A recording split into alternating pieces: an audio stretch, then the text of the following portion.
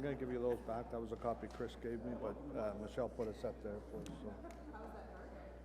No, I haven't had it yet. I'm waiting for lunch.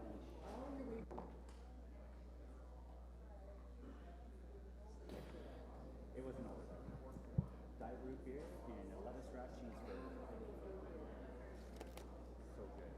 A little vodka at this point. Okay, good morning, folks. We'll get started here. I want to welcome everybody to the 6th meeting of the Transit Commission for the current term of council.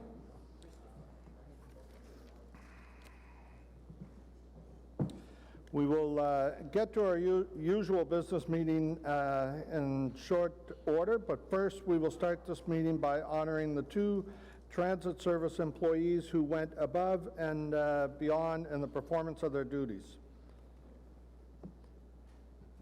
Okay.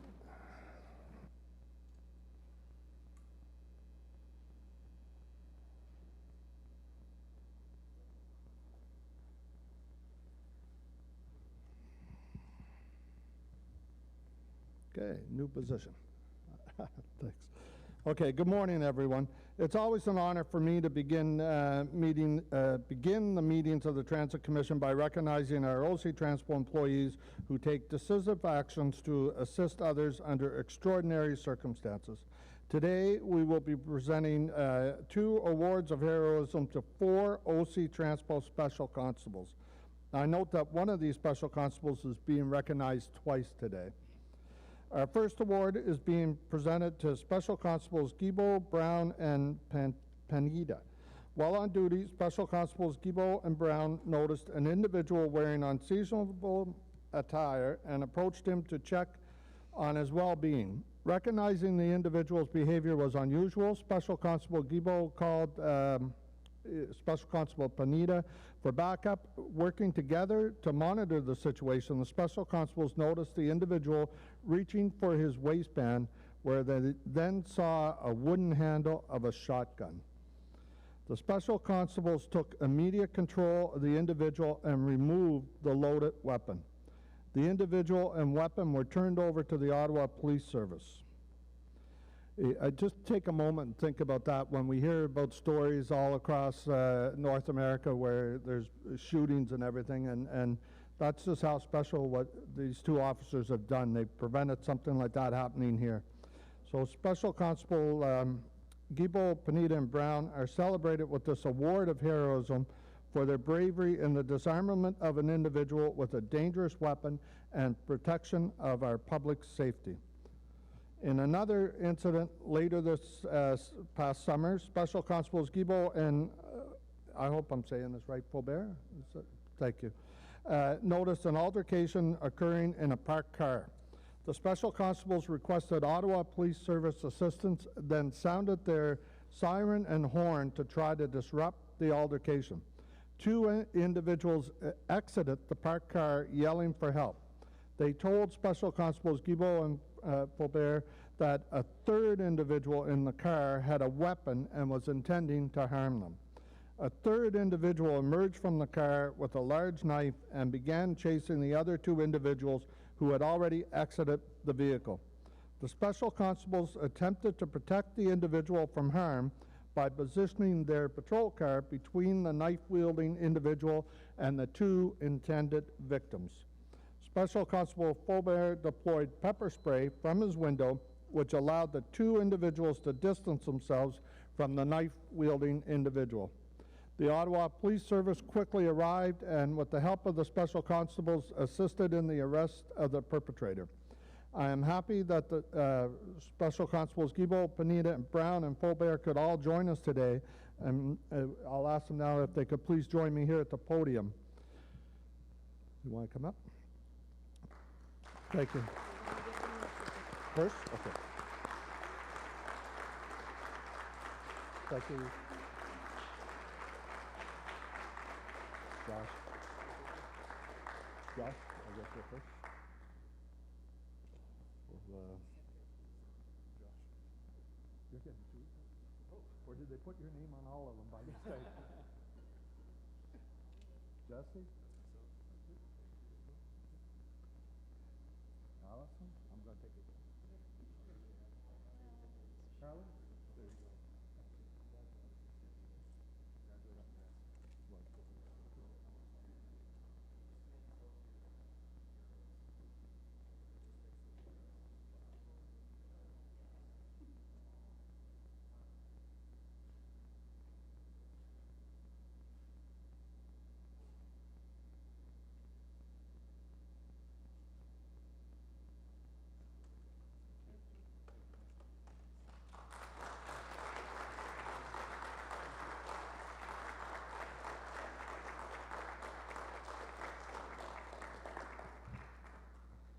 As Chair of the Transit Commission, it's my honor to recognize each of you today for your bravery, your judgment, and your outstanding service to this community.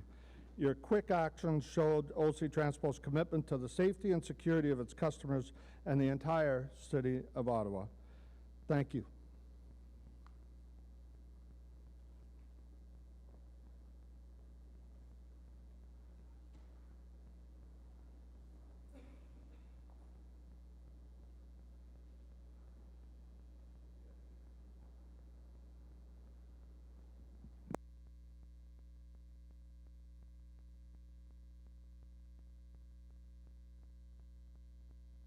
Sorry. If we may also, before we get into the business of the meeting and as people are exiting, if we could take a moment of silence as a commission, as this is the 6th anniversary of the Briarhaven bus crash. So we'll just take a moment.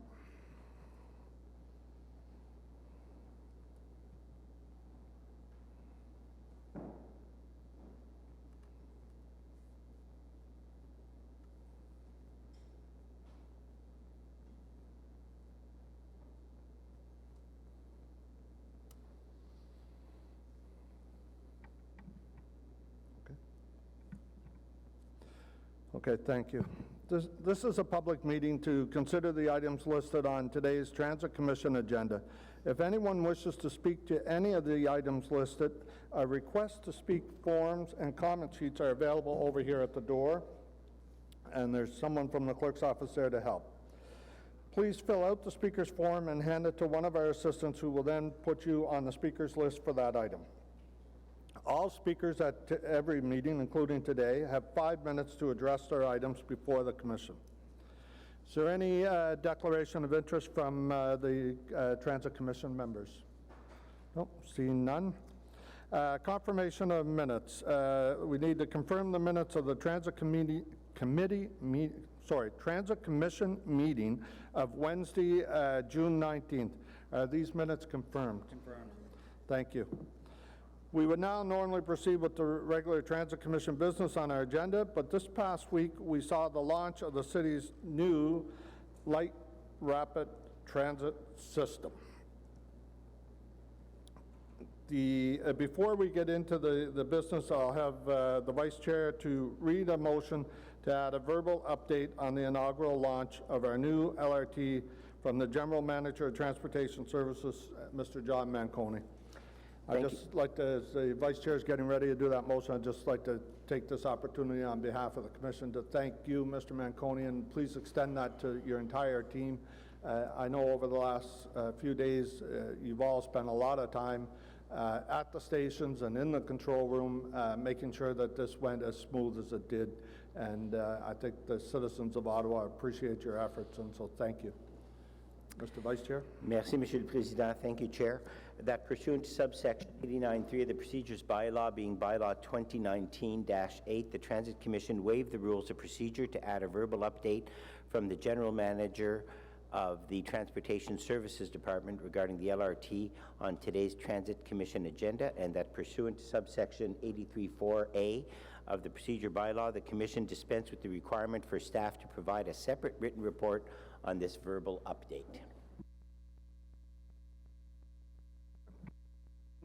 Carried. Thank you. Mr. Manconi, would you like to now say a few words? Thank you, Chair, members of Transit Commission.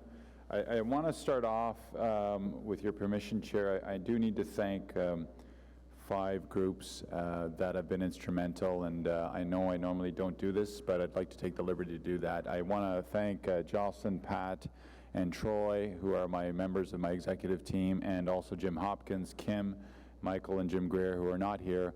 I've been getting a lot of thanks, but the thanks goes to them. They're the ones that have put all of these plans together for you and for the public. The second group is our staff, that thousands of them working 24/7, giving up weekends, holidays, birthdays, special events, and so forth to deliver for our community. The third group is, these are not in order, they're all equal. The union leadership team, none of what you've been seeing would have been possible without the support of those presidents. They've been phenomenal. our customers and the public that have been patient. And lastly, I can't believe I'm about to say what I'm going to say, but the media groups. They have held us to account. I've said it at every scrum, and they have been very, very fair, with the exception of the Mumbai comparison that I saw last night. But the rest has been all very, very fair and reasonable, and so they're doing what they need to do. So I want to thank everybody, because it's been a concerted effort. So I'd like to start off my presentation with a reminder, and I've been saying it over and over again. I will continue to say it. You have just delivered the biggest infrastructure project in the history of this city. It is the most significant change to transit services across all of the services that you provide in this portfolio in our history. It is your biggest investment in transit ever. 325,000 customer trips are done every single day. 80% of them are impacted by the changes that you've seen, and we have even more coming in October. And that's a reminder. If 4 people complain on Twitter, you got to put all this stuff into perspective.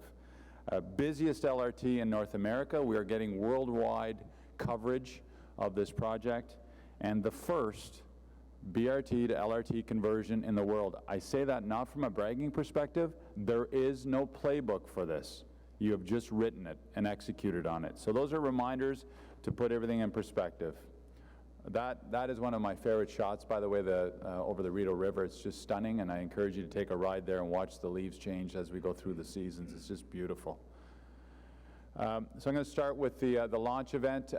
Many of you, I believe everybody on this committee were there, on this commission were there. The dignitaries powering up. You'll see a common theme. It's all about the customer, right? This service is for them, paid by them, used by them. We had great partners, great connections in terms of the community. Our great staff that were handing out. I had someone ask me, where do they buy those bags yesterday? So lots of uplift on that. So let's talk about Saturday. Saturday, the service started. We had hundreds of customers lined up to get into the stations. The community celebrations, great reviews over that. Very positive mix of customers rode the train throughout the weekend, all ages, families, bikes, strollers, mobility devices, and so forth. And you can see the enthusiasm in our customers in terms of what they're seeing. People have gone the extra mile to be part of this historic moment. I think everybody knows Lucky Ron. He was performing at one of the stations. And great shots of people using our systems and being one of the most accessible system in North America as we speak. Multimodal, you invested in all sorts of things to make this truly accessible for all, available for all, irrespective of the modes that they choose to use. Monday, there's your value proposition. You could be stuck in that traffic, or you could be in this beautiful train riding the rails in. Bus to rail connections. I will be talking about Tunney's and Blair in a moment. People moving through, doing their transfers, morning commutes, seamless from bus to rail, rail to bus. There's some adjustments that I'm going to be talking about in a moment. Our great volunteers doing everything from helping people to people wanting selfies for their own use and so forth. Great shot of the service and our volunteers in action. Our famous escalators. We've had minor issues with the escalators. I've sent you a note. Those are all about the adjustments. None of this infrastructure is breaking down. It's all about the breaking in period. We do have a technician at Rideau stationed full-time to answer escalator, elevator responses, and we have floaters throughout the system to respond. Had a few people stuck in escalators. I know somebody was tweeting out this morning. No injuries, nothing like that. It's all part of the growing pains. Saturday and Sunday, very successful launch. It was a very busy day for many customers riding and exploring. It was fascinating to see. I was out there on Sunday, and people were using the 90-minute transfer window to go out and look at things and family passes and so forth. So it was very good. No serious incidents or delays. Minor issues with the escalators and elevators I noted, including somebody dropping some blueberries that I know Councillor Hubley saw onto one of the escalators. and minor interruption with the video chat function on the ticket machines, restored with under an hour. Monday, launch was on time and ran without incident delays. We had an 8-minute service delay. That electric rail operator restored that service in record time, and I personally, and I know Mr. Charter, thanked her. She did an amazing job. Brand new railroad, full loads, peak, 8 minutes to do what she did in terms of reset in the vehicle, and got into full service. We're monitoring the connections, as I've said. There is that period of adjustments for all our customers, and our support plan will continue for everyone. So we are continuing with the ambassadors. The parallel bus service continues till October 5th. There is the service change on October 6th, which is the next key date. We're tracking all of your ideas and feedbacks, and I have to say that the criticism that, of the limited criticism I've received, the emails and the texts start with, I want to say it's a great project, and I want to say that the train ride was great. I have some adjustments that I'd like you to consider. That's come from customers, residents, groups, stakeholders, and so forth, and yourselves. It's all being put into a database, and we're looking at all sorts of ideas and suggestions. And also, we don't want to inundate our customers. You know, people are asking, why is the escalator only go in the up position, not the down? Why do you have 1 versus 2? Why are there 18 at Rio Center? So it's going to be the next wave of information. So we're tracking all that. So Tunney's and Blair bus transfer, I think that's the area that we've seen the most feedback. I've been there just about every single day. We are doing adjustments. We are helping people establish their patterns. All of what you're seeing is, if you go back to the many presentations, the journey mapping, the customer focus groups, everyone said, we're not concerned about bus to rail in the morning. It's when I get back from rail to bus, will my bus be waiting for me? And it doesn't matter how many times we remind them, you're going to have a change.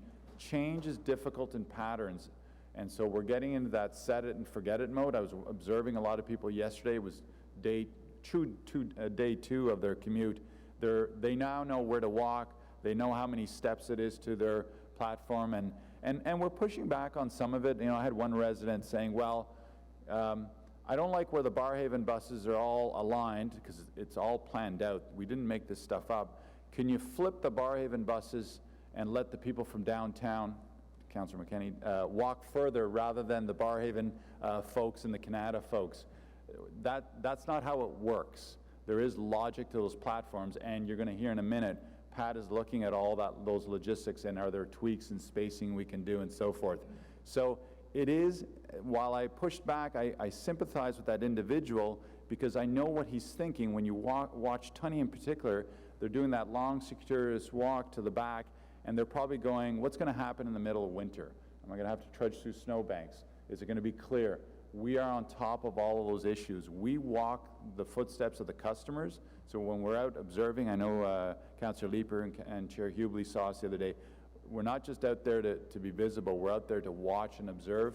And great team here, Pat and the team, we're doing drone footage. We're videotaping those bus transfers, and we're looking at every little piece. I'm going to show you a little video of what somebody from the public sent in. Pat's got drone video occurred last night, and it's going to occur today. I do want to remind you, though, and I know there's a lot that's been thrown at you in the last 10 years. Tunney's and Blair are temporary transfer stations. When you open up stage 2, those become flow-throughs. Herdman, have you heard anything about Herdman? Nothing. That's a more permanent transfer station. Tunney's and Blair were constricted by the space and the logistics of what you're going to do when you open up stage 2. So for the East End folks, that gets cleared up. That'll just be a normal flow-through station. Same with Tunney's. When you open up stage 2, it gets pushed out, and the further west and east you get, the less transfers you get, and it's not as intense. Herdman is a full-scale transfer station, and remember, all of these, they're next to Chicago. You've got the highest volume of bus to rail transfers. There are no technical issues that are broken in the system at those transfer points. We had one issue yesterday, I think Chair Hubel, you witnessed it. Within minutes, the supervisor called in the extra bus and cleared the platform. The platforms are a bit tight at Blair and Herdman. We were restricted with space with the property acquisitions and so forth. It's not a design flaw. It can work, it can function. We're putting out extra supervisors there, not the red vest, the yellow vest as supervisors, because that helps with crowd control like Canada Day and so forth. We're doing the drone footage. We have some tweaks and signage. Very straightforward signage. When you get out of Tunney's, it's going to say Barrhaven, Canada to the right, the remainders to the left. So those are some of the things we're doing, and we're also incorporating some of the suggestions. So I want to show you, I just need the technician to pop up a very short video of Tunney's, and then I want to wrap up with Tuesday, and then we'll go to questions.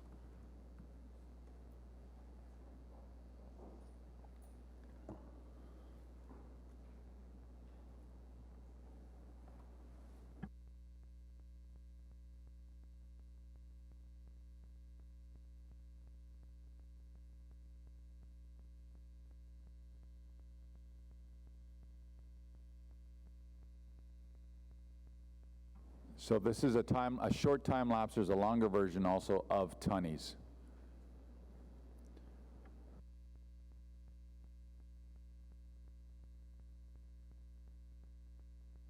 One of the complaints is those people that come out and turn right and do that curve movement, pedestrian movements, if you have to go to that far bus stop at the end, it's a bit of a walk. There's not much we can do about that. Somebody said build a bridge, get rid of the buses in the middle. It doesn't work that way.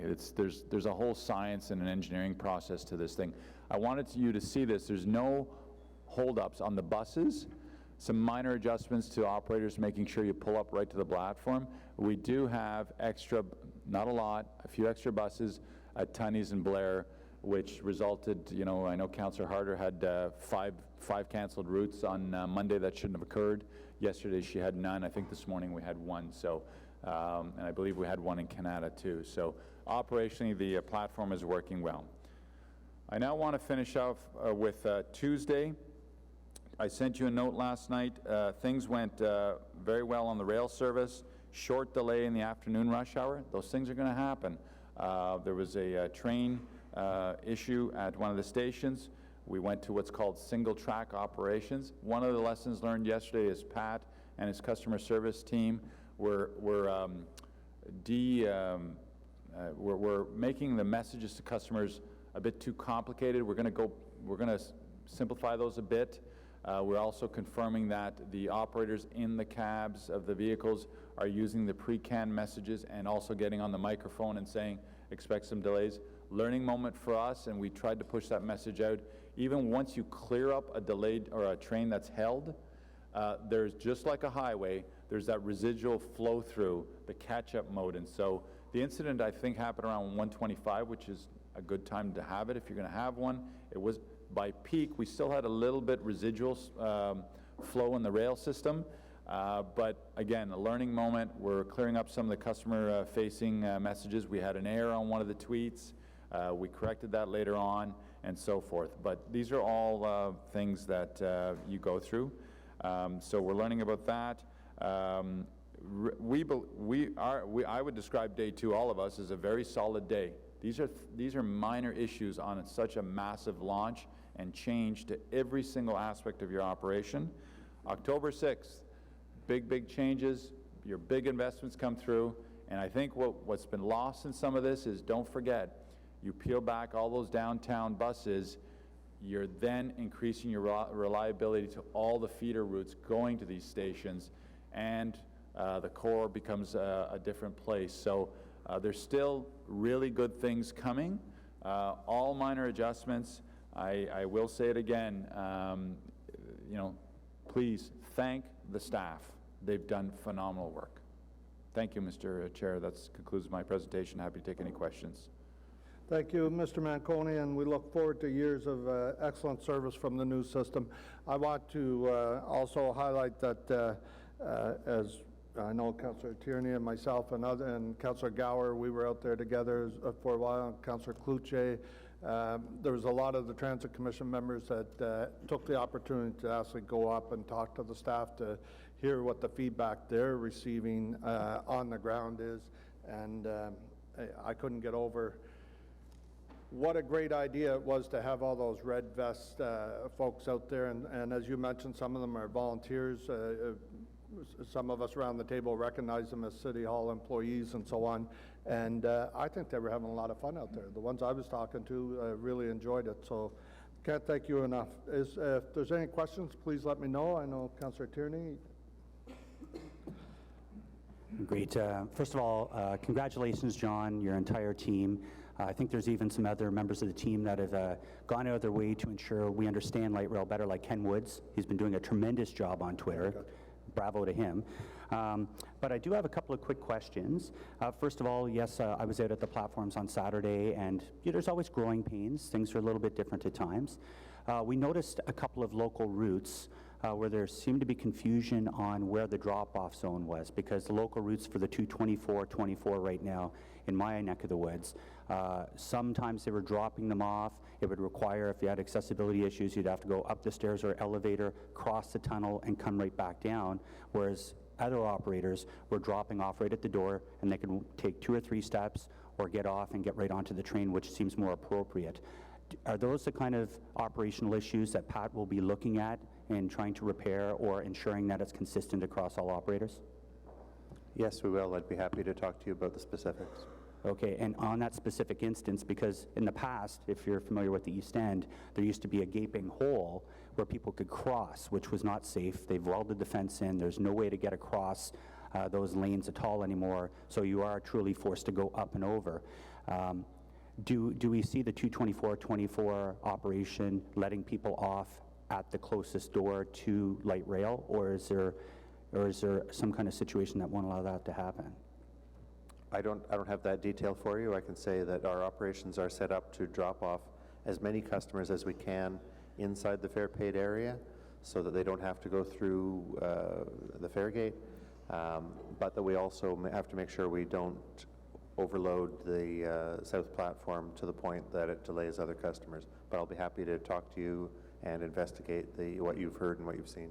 Okay, I'd appreciate that, because I noticed some operators are actually bang on. They're dropping off right at that door, and not to beat this one too bad, but it is probably the #1 email I'm getting, and John's quite correct. It starts with, it's a great system, but now I got to walk up 3 flights of stairs, cross a bridge, and go back down. But yesterday they dropped me off at the door. So I think it's just more about consistency and training, and I can work with you on that, Pat. I also have the ultimate question. 3 weeks after, is it 3 weeks after the Saturday date when we launch light rail that the ramp will be opening, John, or is there a specific It's my favorite question, because my neighborhood is very excited for that 417, 174 ramp to open. What day is that? So it's a question of getting a firm date by MTO. They've been very good. I believe there's an upcoming meeting that the East End councillors have asked for specifically to that ramp. You know me with dates. When I know they can hit it out of the park, I'll give you the date. And I've been very strategic with Phil to say, make sure we triple check everything and everything's ready to go. The logistics, there's a fair number of logistics to do that. It's close. Great. So I'll anticipate, and we do have an upcoming meeting with the East End councillors. I know Steve and Laura and Matt were all very excited about that, to alleviate that traffic situation on Ogilvie Road, Montreal Road, and certainly Innes Road. So I'll be following that closely. I'm anticipating it's either going to be the 5th, 6th, or 7th, I'm hoping. But the sooner we can figure that out, the better, so we can get that message out, because it is going to change the traffic patterns in the east end of the city for sure. I did have a question from a constituent, and this might be something I did send to Pat, and I sent to you as well, looking for feedback, and I do have the constituent in the crowd today. The Route 24 Beacon Hill, on weekends after 8:12 p.m., it seems that there's no service from Saint Laurent to Blair, and I'm not quite sure what's really going on there. It's been like this for a while now, and I just want to ensure that it's corrected. And I typically want to ask in this form, because it seems like a single issue, but the constituent feels it's his mode of transportation, and without access to that route, it seems to be a problem. And I don't remember ever that route not continuing past 8:12 p.m. So is that something that could be looked at? Yes, absolutely. We will look at that and we'll get back to you. That's great. There was a story very recently that I noticed reporter John Willing put out. This is a bit of an aside related to Metrolinx and the Presto Pass and the fact that their minimum load values are only 5 cents now. Can you please explain, since we're part of this great Metrolinx system, does this apply to us? Will it apply to us? And what will the minimum load be? Yes, the minimum load is 5 cents, so it means that people can buy a Presto card without being required to put $10 on the card when they buy a fresh card. Okay, so right now, if you go on, it still says $10 within the app. So is this effective right now, or is this something coming in the future for Ottawa? It's coming in the future. It's a decision that was made by the Presto Governance Committee, which includes us, and we're asking Metrolinx now to implement that decision. So do we have any ballpark idea? I know we hate timelines, but our riders really want to know timelines. Is there any idea of timelines on that minimum load changing? I can find out and let you know. Okay, thank you very much. Just on that, Chair, I'll ask Pat to get Metrolinx to send us something in writing with the date. How's that? Okay, thank you, Councillor Tierney. Commissioner Wright-Gilbert? Thank you, Mr. Chair. Mine's more of a comment and just one question. So John knows I actually emailed him on Monday after my morning commute. I actually commute from the Plaster Lanes Park and Ride to Tunney's Pasture every single day and back for work. And congratulations, it is a fantastic commute for me. I think I said I was super relaxed, which never happens. And I'm actually saving 30 minutes a day on my commute, which is huge, not having to wait for a bus at Tunney's Pasture for 30 minutes, which is relatively pleasant in the summer, not so much in the winter time. I do have one question though, and I'll pose it with a caveat that my route home is actually not as bad as I thought it was going to be. I was concerned about the Blair connection, because obviously I get off the train at Blair and have to hop a bus. I personally have not had to wait any more than 10 minutes for a bus at Blair. What I will say though is I do have some safety concerns when it comes to the Blair platform, and I know that your team is looking at with the drone footage and whatnot. On day one, it was chaos essentially, but again, it's people getting used to it, and I understand that. But people, because of the number of people that were on that platform waiting for buses, but not only waiting for buses, but the buses unloading so close to stop D going east, there was this influx of people coming off the buses going up to the train station, right? And then there was also this massive amount of humans on the platform. What was happening is that people who were trying to get from one end of the platform to the other to catch their bus, as it always happens, your bus never comes right in front of you, people were actually walking on the roadway, which I have to say, I think you noticed, because on Tuesday when I was there last night, there were special constables there, themselves standing on the roadway. I'm slightly concerned about that, but to ensure that people were not making that move. So I was glad to see that, and thank you for responding to that. However, and it's a suggestion, and I'm sure you've gotten a million of them, I do think that if the buses that are unloading, that are going westbound and stopping at Blair, that are unloading just slightly further back of that, on the side where the train is, it would alleviate some of the human pressure on that platform that is incredibly crowded. But other than that, I do have to say, it is an incredibly pleasant ride to and from work. And it has been seamless, and you're right, I'm now in just automatic mode. I get on the bus, I get off the bus, I get on the train, I'm at work. So it is incredibly, it is a good system. I just do have some safety concerns regarding Blair. Understand, and that's all part of the plan. We observed the same things you did. What I want to reiterate is all of the elements are being looked at. You'd be surprised how many people are still tapping within the paid fare zone on buses. So today we're issuing no need to tap, load and go. It's both doors. Some people aren't using the rear door boarding. We saw that the first day, I think the second day. So it's all of those little steps that everybody takes to get their routine established, because if 100 people are boarding a bus and they're all tapping, that adds up. It's a delay. So it's all of those parts. And yes, we don't want people walking on that platform, and we have a lot of experience on crowd control. We move 100,000 people out after Canada Day fireworks, so we're taking some of that experience and applying it to that. So we're looking at all those things. Thank you. Commissioner Olson and then Councillor Brockington. Okay. Mr. Manconi, thank you for the presentation and congratulations as well. You and your team have done a great job in delivering this, and it's going to be well, for all of us, it's going to be a tremendous journey, if I can put it that way. I just wanted to understand a little better about Tunney's. I understand it is a temporary transfer station.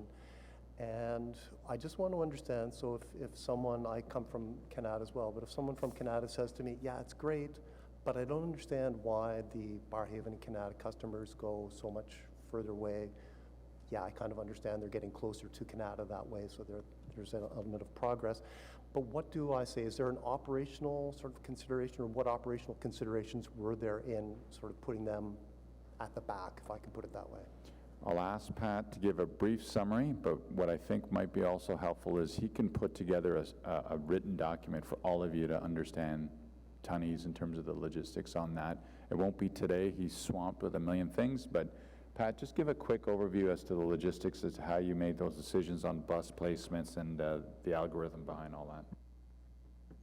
Sure, Mr. Chair, there's a lot of history, a lot of analysis, a lot of engineering and operational design for how Tunney's pasture is laid out and how it is set up to operate. The first is that, as you can see, the bus platform is immediately adjacent to the train, to the access to the train platforms, and our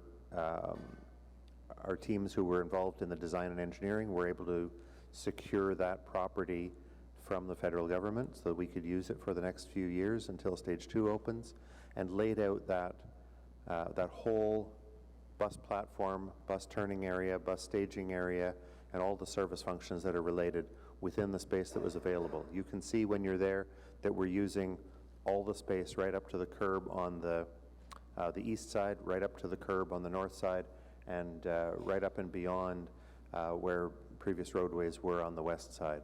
We've taken all that space in order to be able to fit and balance the space that's required for buses to drive through the station safely, turn around and face the other direction, stop in the middle and wait for the next trip, and for all the very complex traffic operations that take place at the west end of the station, where the station connects with the transitway and also with Scott Street.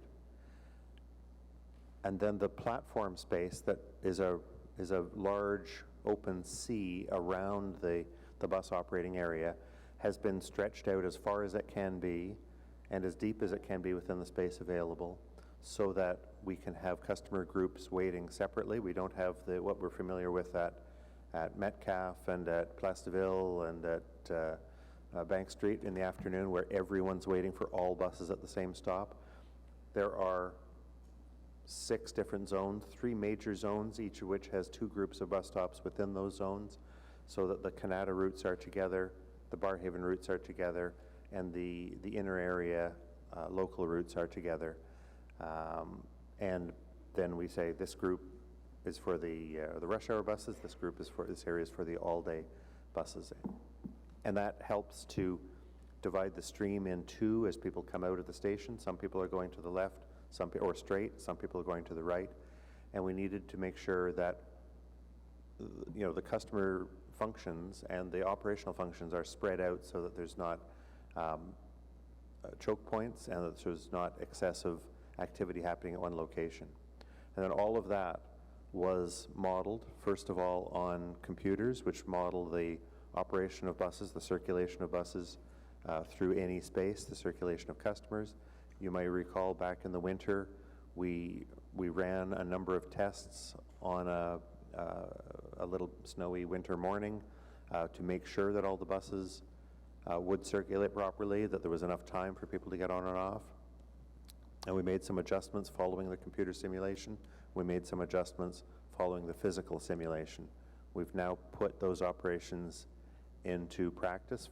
We put the new bus arrangements at that station into effect a week ahead of the train opening, Customers had some ability, and our operators had some ability to feel the new motions, to make them familiar. We opened the train on Saturday, and some people are making some adaptations. We saw the first full rush hour 2 days ago in the afternoon as people are starting to flow home and to go through that transition that we've been talking about for so many years. We're making observations every day. We're looking for things that we can, if we can change something here, change something there, that lessens any pressure or inconvenience for anybody. But also remembering that coming up in just 2.5 weeks, we've got a major bus route change, which changes the way that customers will be flowing through that station and changes the way the buses will be operating through the station. All of those things are going on, and it's all set up at Tunney's Pasture Station so that it doesn't need to change very much as we go into construction of Stage 2. Stage 2 will replace the transitway west of there, but the station doesn't need to change. Those buses will flow in from the alternate routes that are developed through the Stage 2 project. And then, of course, when Stage 2 opens in a few years, all of those bus connections from Barrhaven will be taking place at Baseline. All of those bus connections from Canada and Stittsville will be taking place at Moody, and many, many of those bus connections that are happening to other routes west of Holland Avenue are happening at stations like Cleary, New Orchard, Lincoln Fields, Iris, Pinecrest, Bayshore. So with Stage 2, the huge funnel of bus operation and of customer flow that's happening at Tunney's just for the next few years will all be dispersed over a number of stations in the West End.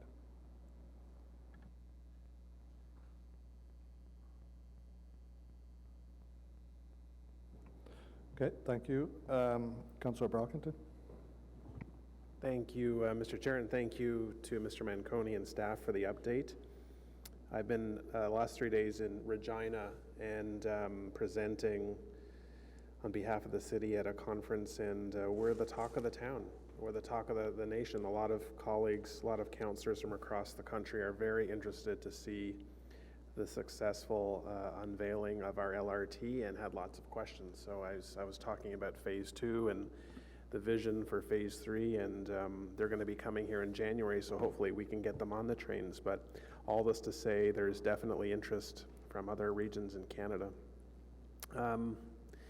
What are bus volumes like, given that we're doing a parallel run? We haven't hit peak volume on our LRT yet. I assume there are a number of customers who haven't made the transition yet. Do we know what the percentage is right now? We're doing observations. It's very hard to get scientific data from that, but Pat does have some folks out on the line monitoring some of that, and then our station attendants also. Driving in, I saw a bunch of buses caught up on that delay on 417. There was 4 of us looking at it, and it was between a third and less than a third still people sitting on buses that I know they could have picked up at Blair because it was eastbound. A reminder, we're going to gently remind everybody October 6th that bus ride is gone, so start taking it. And I tell the story over and over again. I think like Commissioner Wright-Billard said, she just gained 30 minutes of her life. I think people at work are starting to have those discussions. I know a few people. I've had personal friends email me saying, I just gained 10, 15 minutes. Was skeptical, tried it out. And again, all perfectly normal behavior. October 6th, they're off the buses. I raise that point because there will be some good bus improvements coming, but also the volume of LRT, we're not at our peak yet. We're going to gain another 30% potentially on October 7th when people start to go, because they're taking the bus now. So it's busy now, but we have a lot more people who are coming. I've always been concerned with the transition at Bayview Station between O-Train riders on the Trillium line and the Confed riders. How is that going? I was concerned that as O-Train riders get onto Bayview and try and get on a train, that there would not be capacity to absorb them all. Has that been an issue? The train-to-train connection at Bayview Station is going well. We do have some peak periods where we see large numbers of people getting off actually the Confederation line trains to go to Line 2 trains. Yep. And that's sort of some typical volumes that we always see every September with the return of the Carleton University students, and that tends to dissipate a little bit when you get towards the end of the month of September. But we haven't seen any major concerns or major loading issues. But we do know that that 8 to 8:30 time for line 2, that's a really busy time for that line. I don't mind it being busy, but no one is being left behind. Is that right? That is correct. Okay, good. Mr. Scrimsher and I have had some communication back and forth about late Sunday night service from the train station to Herdman. I have residents who are needing to get down the Southern Transitway, and there's not a bus connection that will take people from the train station to Herdman for them to make connections. There was a potential for a shuttle bus. Have we made any progress on this matter?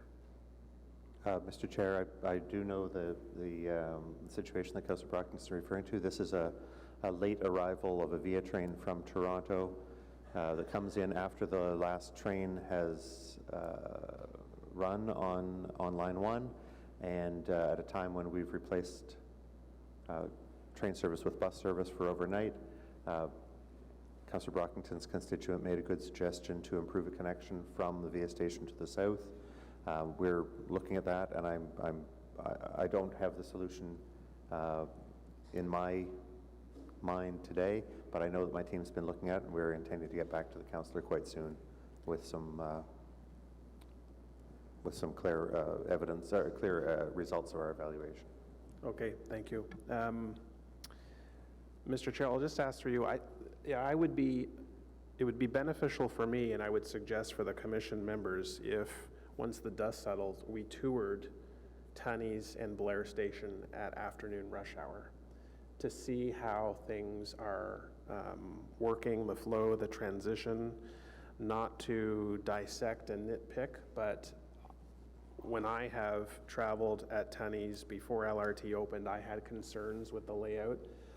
I think staff have been quite responsive, but I will leave that with you, that there may be some benefit for the commission to go out there and just observe to see what's working well, but also to see what some of the challenges may be. I keep hearing the word temporary, and what concerns about me, I mean, that's 4 years. We're going to have this situation at Tunney's and Blair for 4 years, and I could live with a temporary situation, but what concerns me is the sheer volume of people who go through these transition points, and to not conclude that this is how it's going to be for 4 years and we're not willing to make any other significant changes with the design. Winter is going to be another beast that we don't know yet how that's going to fully function and work for our customers, for passengers. So I leave that with you. I think it would be good if we went out together. I'm going to do it on my own, but I'd rather go out with colleagues.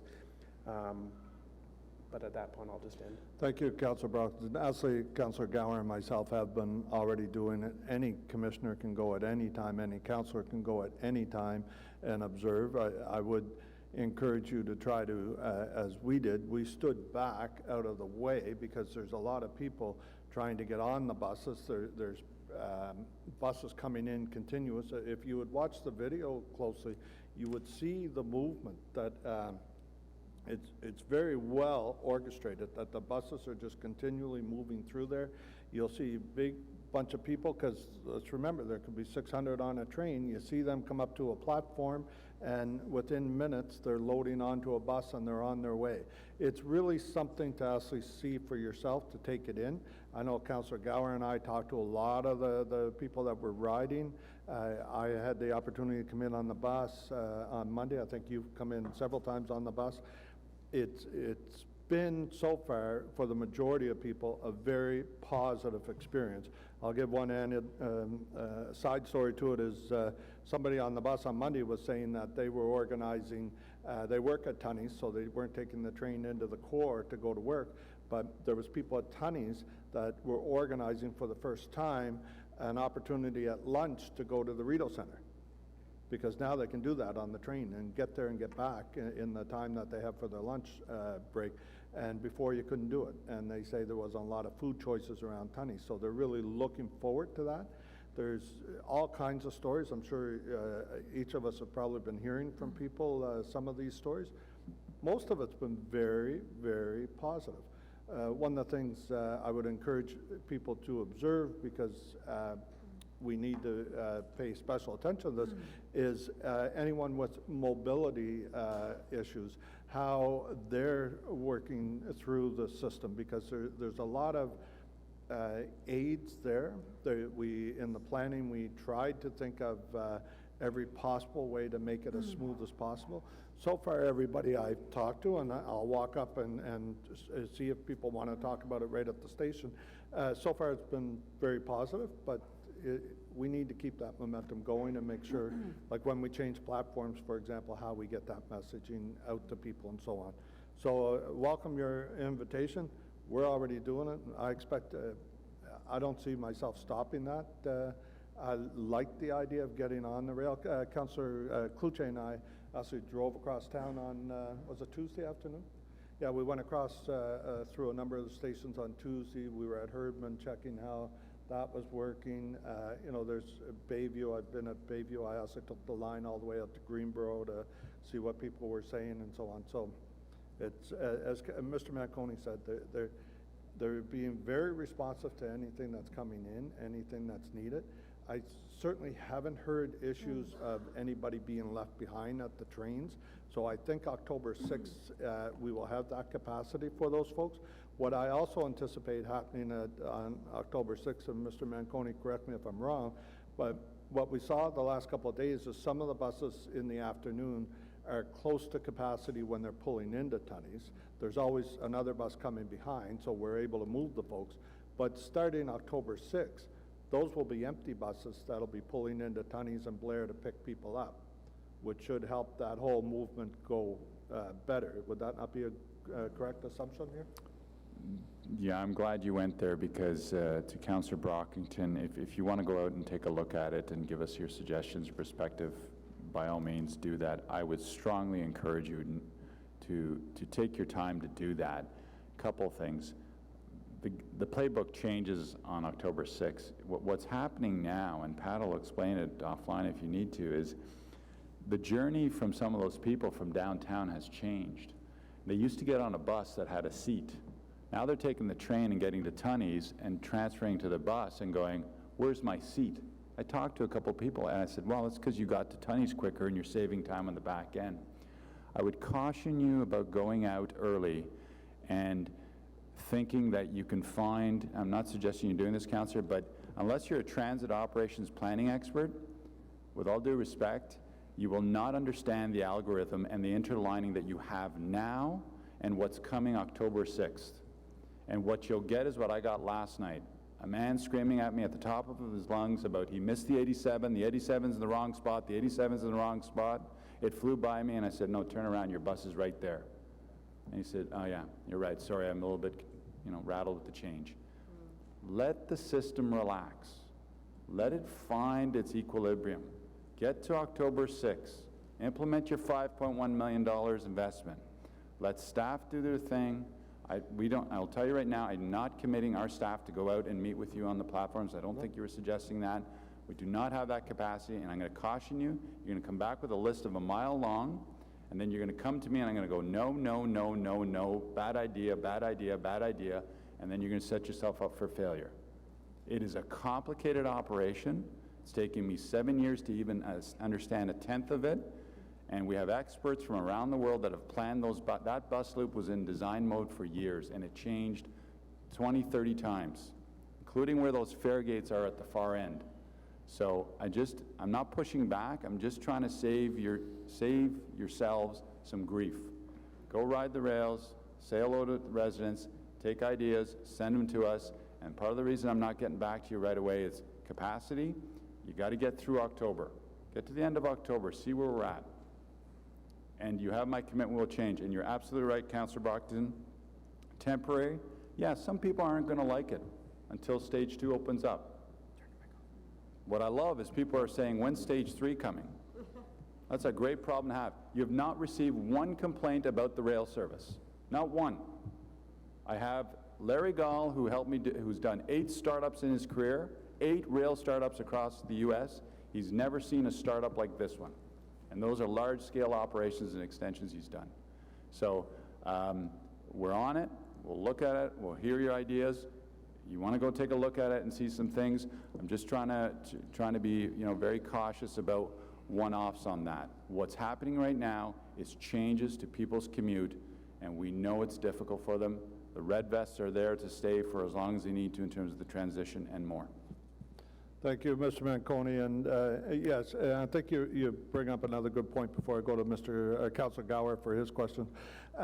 If commissioners and city councilors could give your team a bit of breathing space here to get through this. We need 3 to 5 days to, as you call it, relax the system.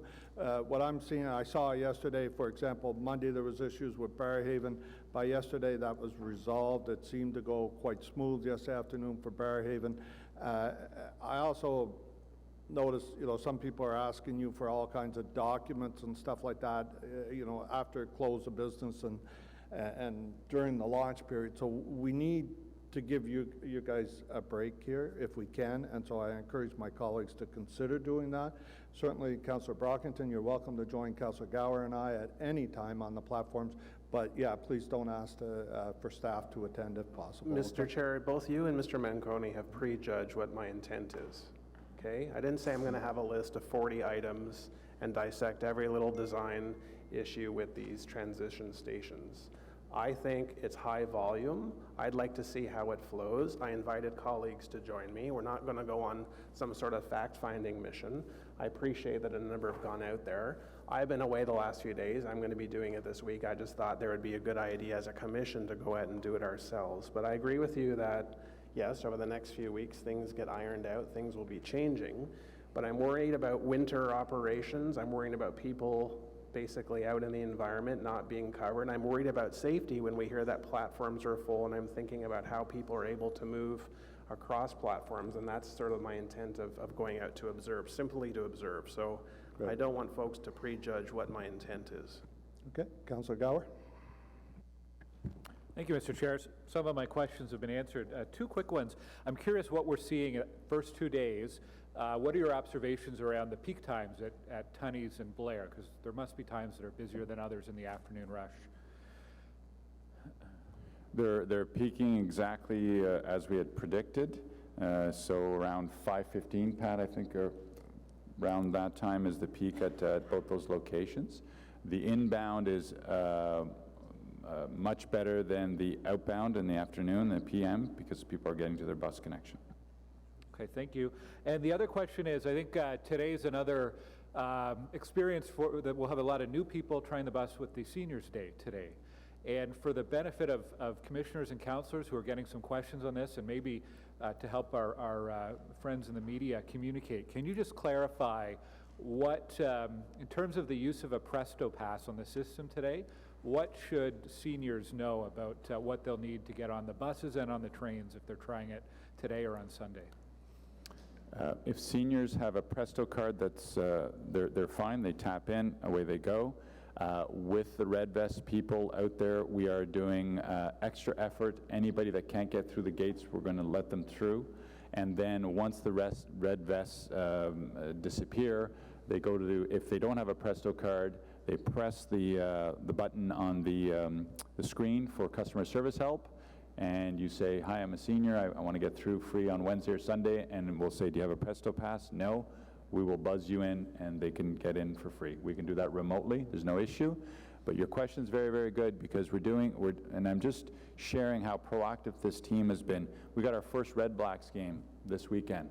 We're putting our customer service reps with a Red Blacks jersey at a gate and saying, come on over here, your ticket gets you in, and away you go, because the automated feature is not there yet, so we buzz them in, and in future, in a couple of months, any ticket that's been ticketed, included with your fare, gets you in through there. So it's seniors, Red Blacks, all those things.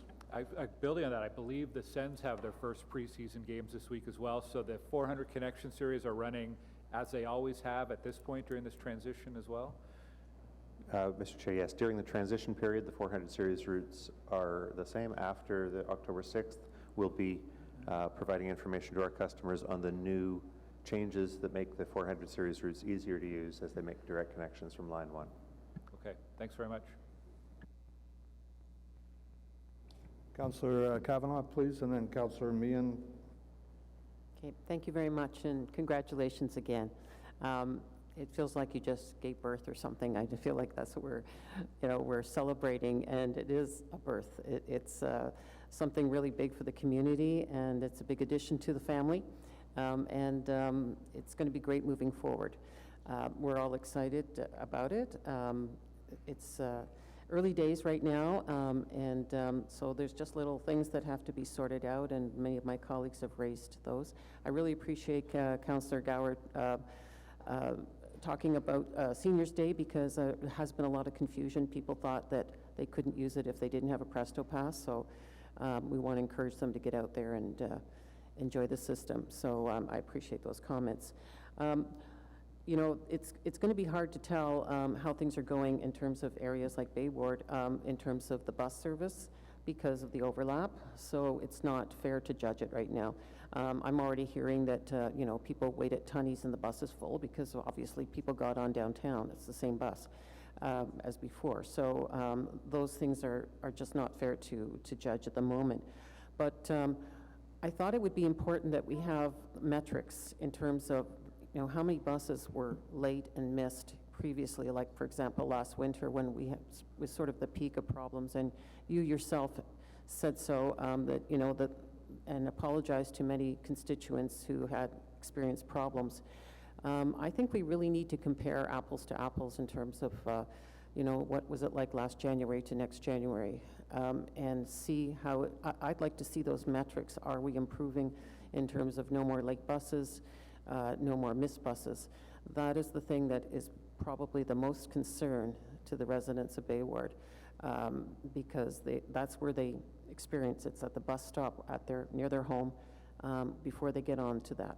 And obviously it's way early days, but I think it's really, really important to have those metrics so that we can really see if we're improving as a city.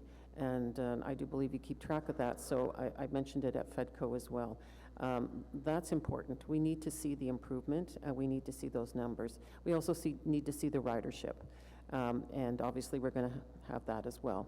I think it's after October 7th is the real test, and I'm really hoping it will be improving, and of course we're really gearing up for stage 2 as well, and we're going through all that as well. If you have any comments about putting together metrics, I'd appreciate it. Yes, just a reminder that, so we do have the data on the challenges we've been having the last couple of years, and we are bringing the framework for the new scorecard for you, which I know Chair Hubley has talked about having a few members of this committee on the working group with us on shaping the standard metrics, but also what other metrics we want to look at, and performance on bus service and rail service will definitely be there. We've done some amazing work. We joined some international groups that do benchmarking of multimodal systems like ours, and so we want to give you, on a regular basis, you'll be having a scorecard and we're even thinking about putting it out on octransport.com. That's all coming to you as framework, and then you're absolutely right, Councillor, you'll be able to compare pre-multimodal, post-multimodal on all lenses. Thank you, and I know that we'll have future conversations after October 6th, but in terms of just tweaking, because I'm already getting comments on the routes that are being proposed that won't quite cover things. For example, we've already talked to Pat about the number 11, which will come back, and we're very grateful it's coming back to Bayshore, but there's still interest in having a Sunday morning church bus, you know, i.e. before 10 o'clock in the morning, which there isn't right now. So there already are observations like that.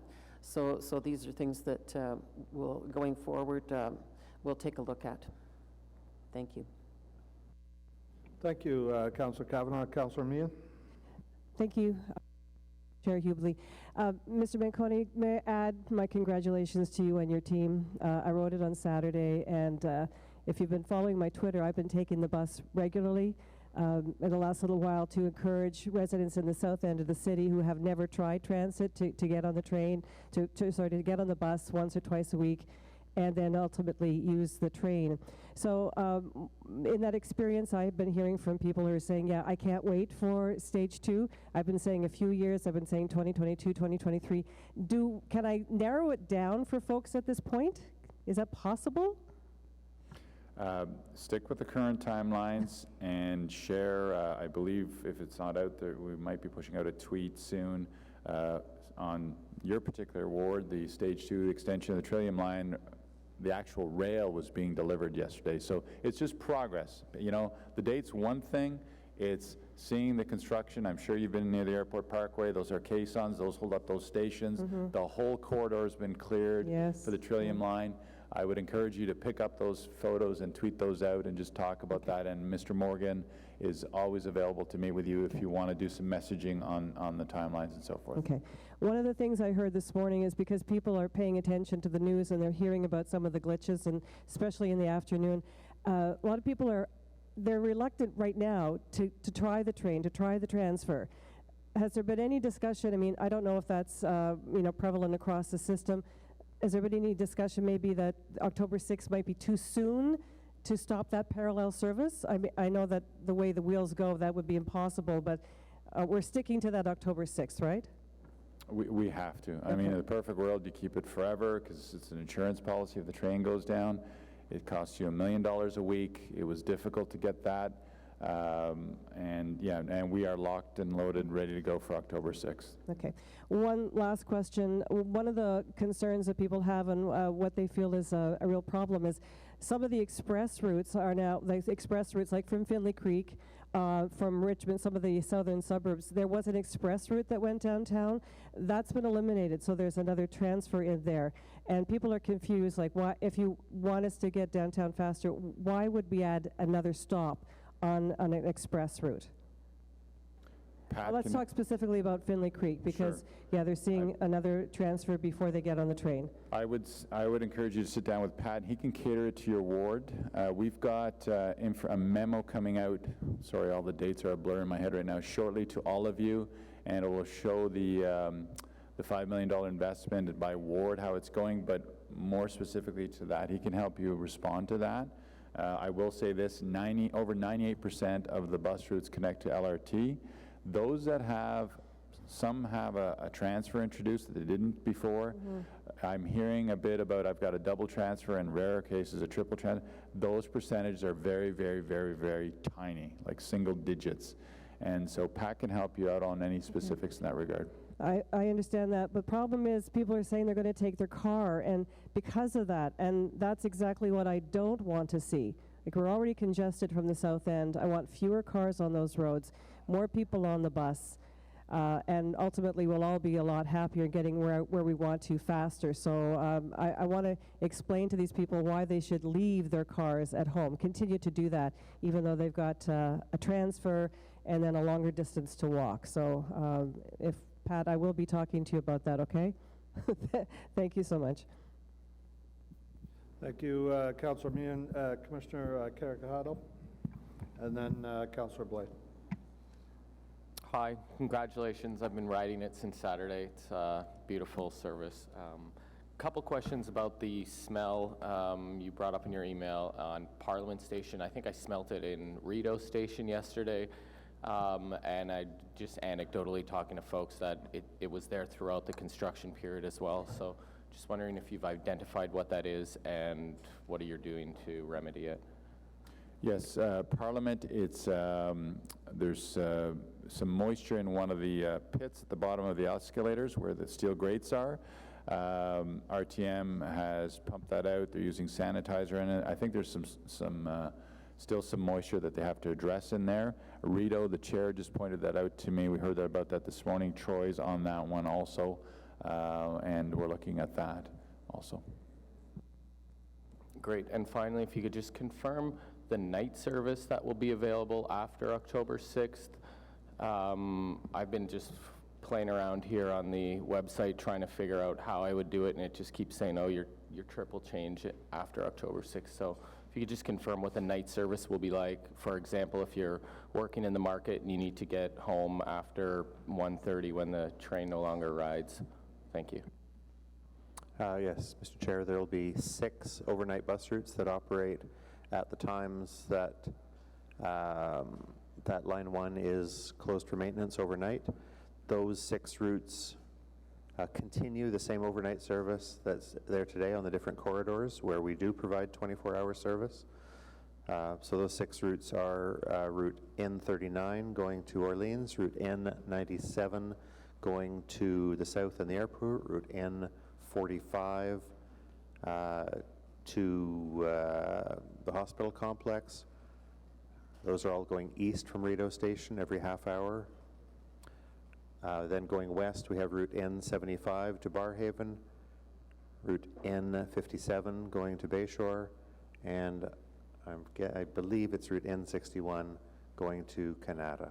All the details of those routes are available on octranspo.com. Thanks a lot. Thank you. Councillor Boy. Thank you very much, Mr. Chairman. I've ridden the bus and the train in 2 of the 3 mornings. Train is very good. I spend twice as much time on the bus getting to the train as I do on the train. So I'm wondering what efforts are going to be made to reduce that time from the neighborhood to the transitway, or to the train line.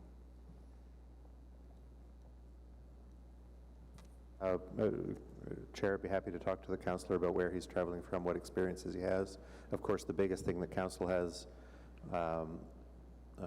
decided to do for that eventuality in the future is to extend the train line to a number of stations in Orleans where all connections from all parts of Orleans can go up to the nearest bus transfer. I appreciate that, but the travel time from Jeanne d'Arc to Blair on the bus is 4 minutes, right? So it's really from the new communities to the south down to the corridor in the first place. So I'm wondering what transportation measures are going to be taken, transit priority measures, route changes, et cetera, to increase that speed to the train line itself.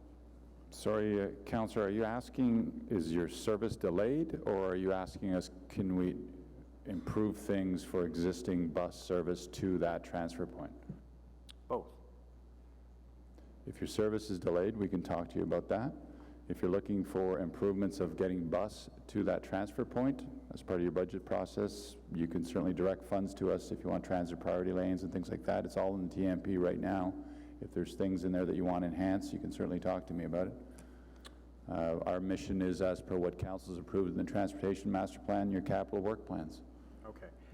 So getting to the Transportation Master Plan, this change in vocabulary around Westboro and Blair is concerning to me this morning because those were always intended to be terminal stations, and Stage 1 was procured before Stage 2 had even been announced. So I'm wondering, this notion that they're temporary transfer stations or temporary terminal stations, certainly the feedback that I've received is similar to what Commissioner Wright-Gilbert expressed. There isn't space on the platform in the afternoon. In the morning, it's very reasonable. And if Councillor Brockington is correct and your observations about how many people are on the bus still are correct, if we add 30% volume to that, and then you add winter clothing to that, it appears that we're going to experience some big problems there because we already are. Are you sure that the changes for October 6th, October 7th is the real test, the first business day, are going to address that particular issue? We have our plans. We're adjusting what we've got right now. Our concerns are aligned with yours. That's why we're agreeing with the comments that we've heard here. But that's what we're doing, why we're doing what we're doing, which I outlined in my presentation.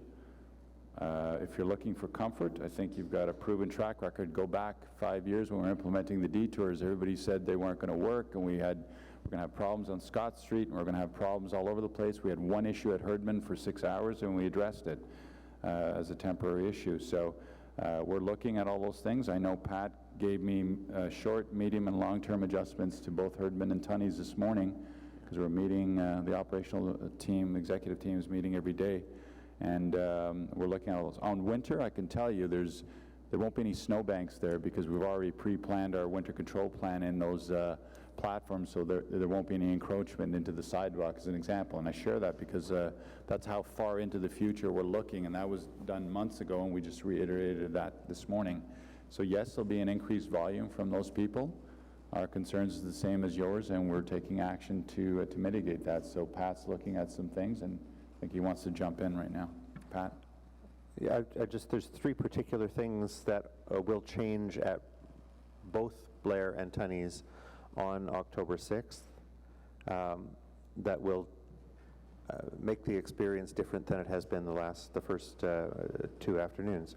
The first is that those afternoon buses that are heading out from Blair to Orleans and to Kanata-Stittsville and Barrhaven from Tunney's Pasture will actually be originating at that station. They won't be coming through from downtown, therefore they won't be affected by any variability caused by traffic congestion through downtown, construction in downtown, or the detours that those buses have been following for the last 5 years. Those buses will be much better able to start their trip on time, and as we talked about earlier, those buses will be empty at that point. They'll be picking up all customers who are waiting.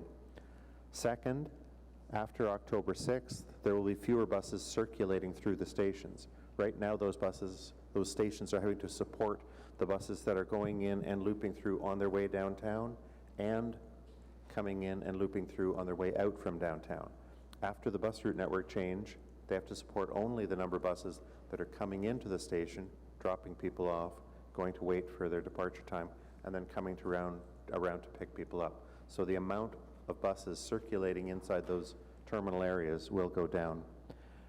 And then a third thing is that right now we have to dedicate platform space at those stations to pick up customers who are boarding there and traveling towards downtown.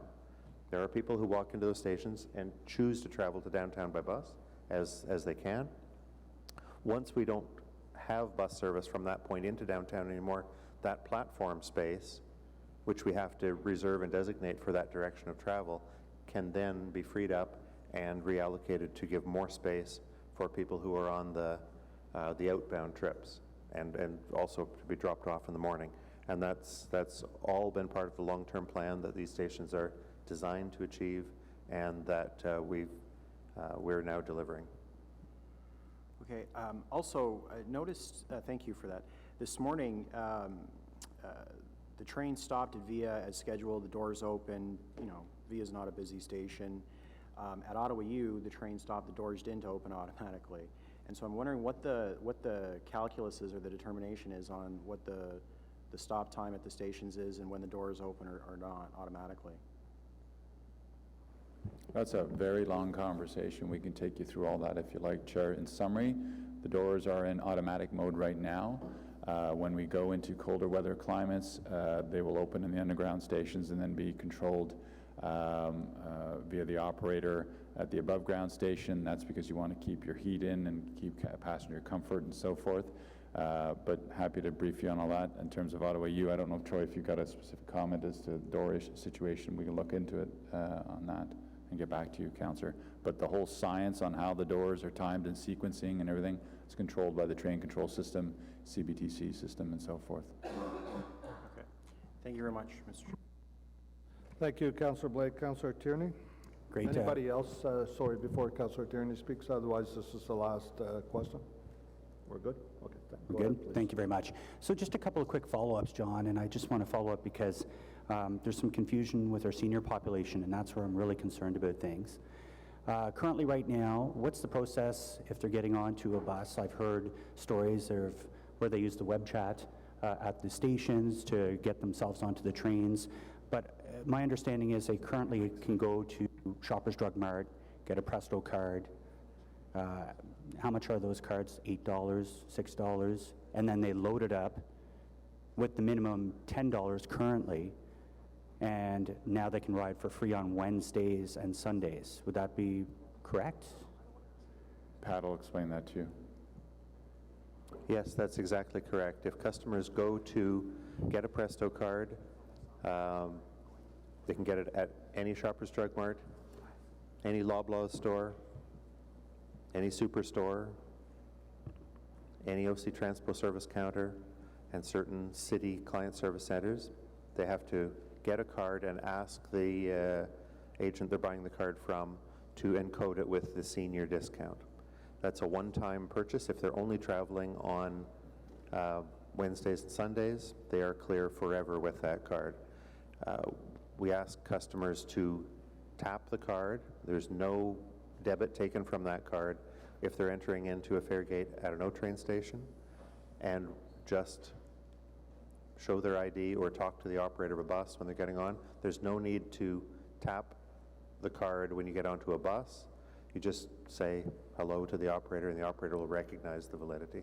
Okay, that's great. So how much are those cards right now at Shoppers? To They buy a used to be Presto $6. card is $6. $6. Yes. Do the seniors require the minimum load of the current $10, which is dropping to 5 cents apparently? The seniors should, so we'll get you the information of how Metrolinx is implementing that policy change. Yeah. The seniors can speak to the agent at the service channel where they're buying that card right now to find out what the policy is that that channel is applying. So I'm just assuming, I hate to use that word, currently it's $6 plus the 10, so 16. So in the new world, and Anne-Marie Atkins from Metrolinx just tweeted back at me saying October 28th, all Presto card systems across the province are going to drop to 5 cents. So it would be $6.05 for a senior versus the current $16 minimum, which Right. would help us relieve those barriers for seniors. Would that be correct? Yes. Now, if they have the $10, if they choose to put any stored value on the card, they have the ability to travel on other days as well. Okay, I think that's very good news, and thanks to Anne-Marie Atkins at Metrolinx for getting back to me on that. Councillor, just a caution on messaging. I don't know if you're going to push that out, but it's always good for them to have some money on that card, the $10, or if they can afford it and so forth, because if they're riding on a non-free day, then they have that and they don't get stuck at the gates and so forth. Right, but I think that, John, in all fairness to our seniors, if $16 doesn't seem like a terrible amount of money, but for a senior on a fixed income, it is. And if they can reduce that to $6.05, I'd like to be able to get that message out to my seniors that may be on fixed income or pension. Agree 100%. Thank you, Councillor Tierney. Councillor Brockington brought up a good question. Mr. Manconi, the mail-out, we did a mail-out to every resident before launch date. Is there a neighborhood-specific mail-out that's going out before October 6th? If we could talk about that. Yes, we have mail-outs that are going again to every household in the entire city, or every address in the entire city. That'll be going out next week. They're organized by district of the city, so there's 6 different parts of the city that are getting customized messages for that area. The first message was, which I think we all saw, was welcome aboard, giving information on the new O train and what it does, how to use it, and we'd like you to come see it. The second message is much more specifically oriented to the bus route changes that are coming to all parts of the city on Sunday, October 6th and Monday, October 7th. Thank you. Thank you. Okay, so no more questions. Is this item received by the commission? Great. Thank you. Oh, okay. Vice Chair has... That the Transit Commission received the verbal update and presentation from the General Manager, Transportation Services Department for information. Received or approved. Thank you. Okay, item number 2, status update, Transit Commission motions and inquiries for the period of 9th September 2019. Is this item received? Okay, thank you. Item number 3, capital adjustments and closing of projects for the Transit Commission. The way it reads is that the Transit Commission recommends to Council 1, authorize the closing of capital projects listed in document 2. Number 2, approve the budget adjustments as detailed in document 2. Part 3, permit those projects in document 3 that qualify for closure to remain open. And 4, approve the return to source or funding required for the following funding balances and eliminate debt authority resulting from the closing of projects and the budget adjustments. A, capital reserves, $349,652, and B, debt authority, $141,025. Are there any questions? Maybe just, sorry, before we go to questions, maybe let's let Mr. Manconi add a bit to that, maybe, please. Thank you, Chair. Just two quick things. The first is within the report also includes the commitment we made to the Commission about transferring funds to enable electric buses. So there's $6 million in transfer from an account. And then the second piece is a top-up of $900,000 to an account so that we have $1.5 million for the para online booking that you and the Vice Chair announced the other day. So you have the funds for the online booking and you have the funds for the electric bus program. Thank you, Mr. Manconi. So is there any questions to this, folks? Go ahead. Thank you, Mr. Chair. I just have a couple of questions about the reports. So for the Q2 compensation report, the transfer operations overtime is showing as being 89% spent at this point in the year. Do you anticipate that the year-end actual spent is going to be more than what was budgeted? Sorry, that's the other report. I think that's, we're on capital now? Are you on operating? Moving on. Okay. Apologies. No, it's fine. Sorry. Okay. Okay, so then if no questions, is this item carried? Thank you. Okay, item number 4, 2019 Operating and Capital Budget Q2 Transit Commission Status Report. That the Transit Commission received this report for information, and so is there any questions on this item? I'm taking a guess here that you might have a question. Sorry, I was out of order. Apologies. So on the Q2 report, we're on that one, right? The operating and capital report? Yes, thank you, sorry. So on the overtime being 89% spent, I recall when we were having discussions regarding the budget for this year, I raised some concerns at our first Transit Commission meeting regarding what was budgeted for overtime, given that the LRT at that point had been delayed. Given that we are now at 89% spent on the overtime budget for transit operations, do you anticipate that the year-end actual spent is going to be more than what was budgeted? And if so, is there any mechanism to recover this overage via RTG, given that the increase in overtime costs is as a result likely of the delay of the opening of the LRT? So the RTG costs have been included in the deduction that we did from their final payment at the $59 million. You've been informed of that one. In terms of this budget forecast, you've heard the Treasurer and I, both her and I agree, this is a massive transition year for us. And those of you that know me, getting to a balanced budget is, not having a deficit is one of my key focus areas. The budget is gross $578 million, $500 million. This forecast, the year-end forecast, says that we're going to be about 99% of our budget. So we will absolutely do everything we can to make sure that we get in at zero. There are some challenges. People are still making fare choices based on using Presto versus a monthly pass. And yes, there's been a lot of overtime costs that are not related to RTG construction elements. They're related to other things that we had to do to keep things going. So we will try. The goal of this management team, it prides itself in getting to not a deficit and a surplus, and we've had some good years in the past. So I can't guarantee it, but that is absolutely our effort on that. But just a reminder, it's a $578 million budget. So to get within that shot right now with a forecast is always difficult.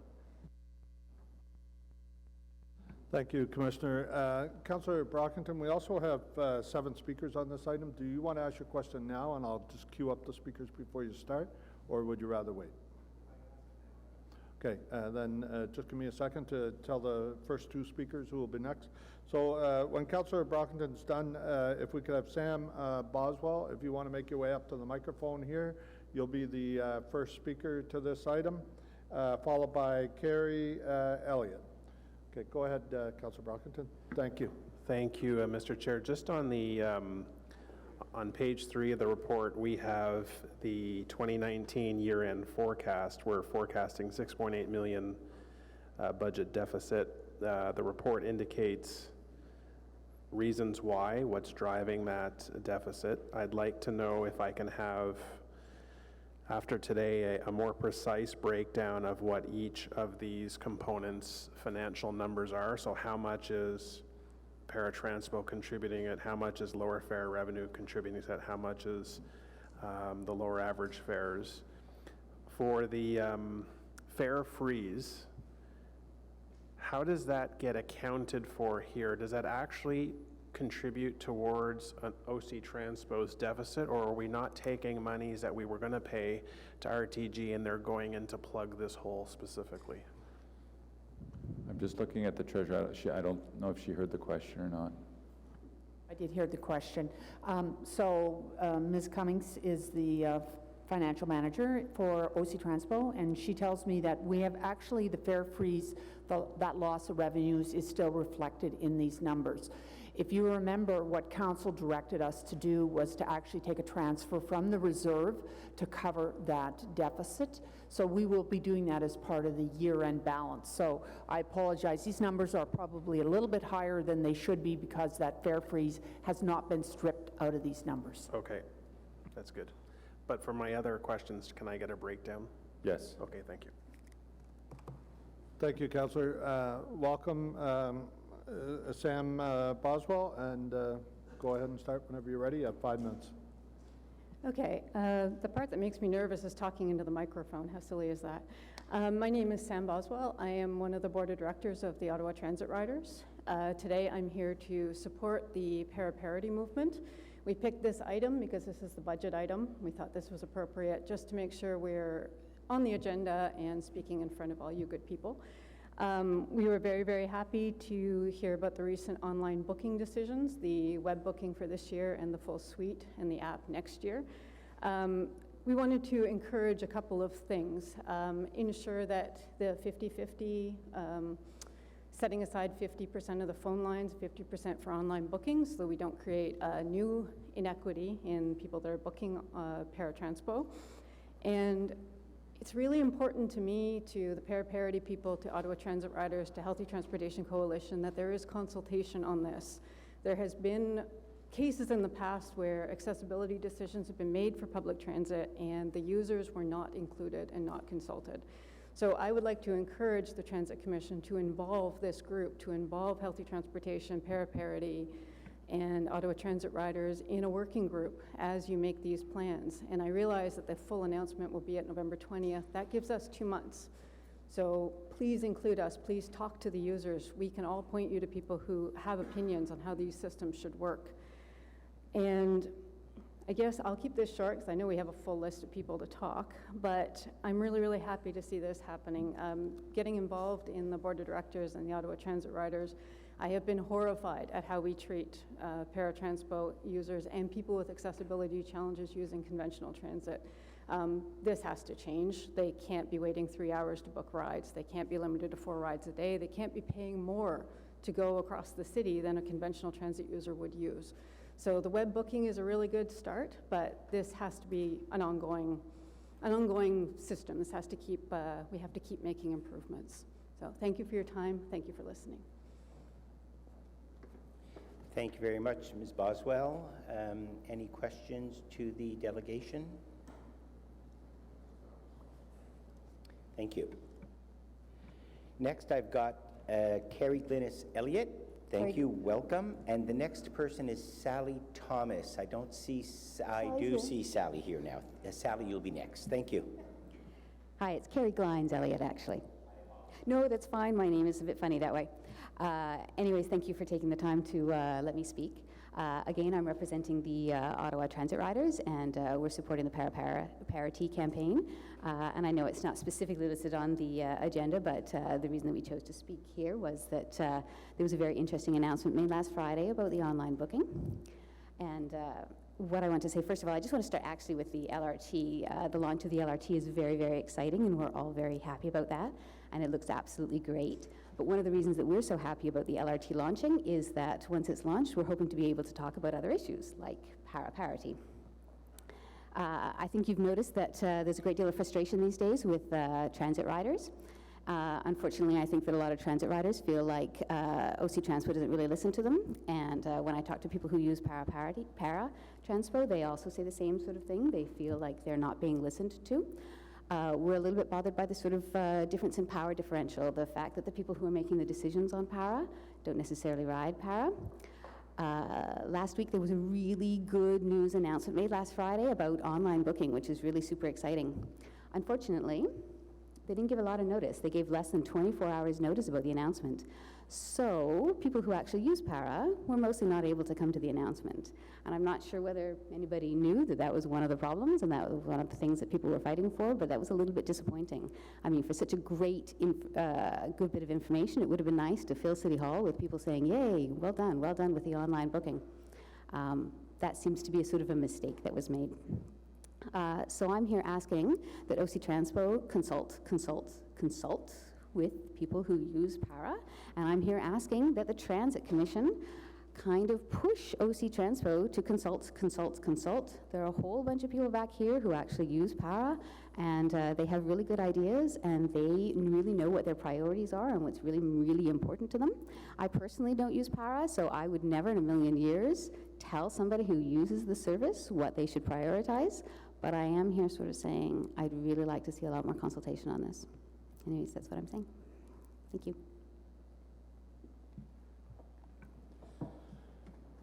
Thank you. Sally Thomas, followed by John Reddens, and then Kyle and Helen.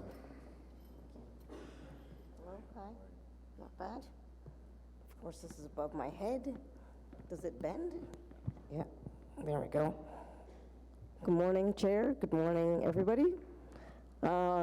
As you said, my name is Sally Thomas, and I am a paratransport user, a member of Healthy Transportation, and Ottawa Transit Riders.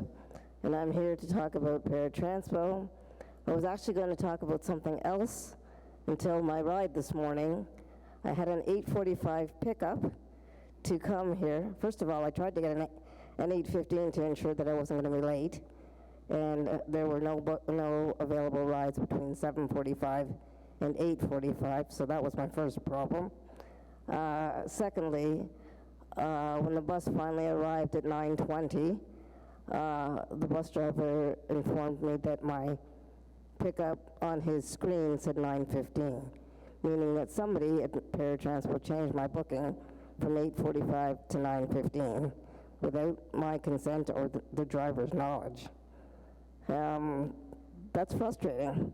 I find this stuff important. I wanted to be here on time and even early with my friends, and I wasn't able to do that because somebody else decided what time I should be picked up. That's part of the inequities of paratransport that we are all fighting for. This is just a fresh thing that I decided to talk about since it happened again today. It's happened more than once, and it's happened to several people that I know. And I've heard from several drivers and several passengers that this happens on a regular basis. That's all I have to say. Thank you very much for your time. Thank you, and thank you for making the effort to get here. If you'd like us to look into that, if you can share some information about your ride. Don't do it here in the microphone to make it public, but if you want to, like, email my office or whoever your... Shall I email my counselor? Email your counselor, and then we can get an answer through PARA as to what exactly happened and make sure that we take steps to prevent it. It's happening consistently and not with just me. And have you reported it? Yes. I've written to them twice now, because they've done it to me twice now. And one time I was going out for dinner, and I took an Uber to get to the dinner plans and billed them. And they paid. Okay. Well, thank you. If you can share that with us, I'd be happy to look into it, okay? Thank you. Have a great day. Thank you. Okay, so after Sally is Mr. Reddens, please.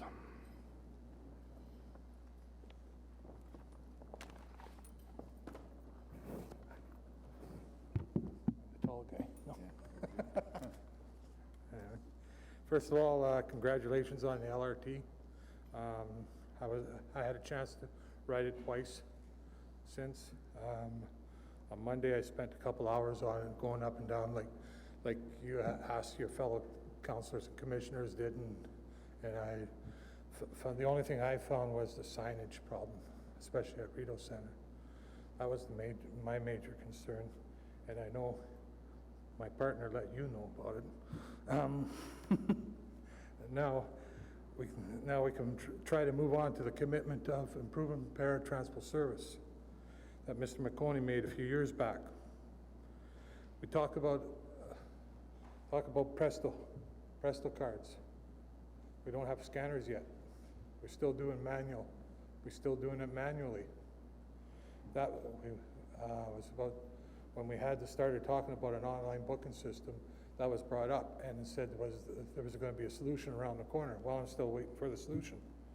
We're 105 days away from the end of the year, and you're promising a system for online booking on a web. Are we going to make that commitment? Are you referring to our announcement last week that will? Yes, I am. That certainly is the intention. That's why we announced it. We fully expect, like anything, there are things that can happen. We're not anticipating anything happening to prevent that right now, but Mr. Reddens, if it happens, we'll make sure we're getting that message out to the public. But for today, you just watched us transfer the funds over. In the previous agenda item, we transferred the funds over into the budgets to make sure that work can get started and underway. This is the thing, we're getting promises but are not kept. Is this promise going to be kept? And who's going to be accountable if it isn't? Well, why don't you judge us on our actions? Let's see what happens here by the end of the year. We'll definitely have the item back here. We're going to work with you and others to work towards what stage 2 or phase 2 of the para project is going to look like. What kind of functionality it's going to have, and we want to make it as user-friendly as possible. So that's certainly the intention for stage 2, and I keep saying stage 2, I'm sorry, my head is full of LRT stuff right now, I apologize. But the plan, Mr. Manconi, add to this if you wish, but certainly we wouldn't have come out and made that commitment to you last week if we don't all believe in our hearts of hearts that we're going to make this happen, okay?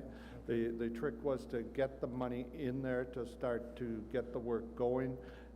When this agenda is over and goes to council and gets the blessing of council, then away we go. There's already people working behind the scenes to help get this ready, but we'll have the funding in place to carry through on it after this motion that we just approved, the item before, once that hits council and gets approved. And then you also made a comment that it's going to be like an all or nothing, like the phone-in system right now.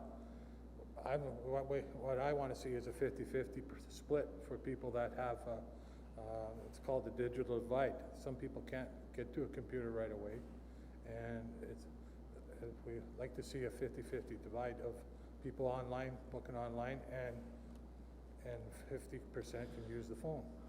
Okay, that's not the item we're discussing here and now. It's certainly valuable input into what the final phase or second phase of the online booking will look like.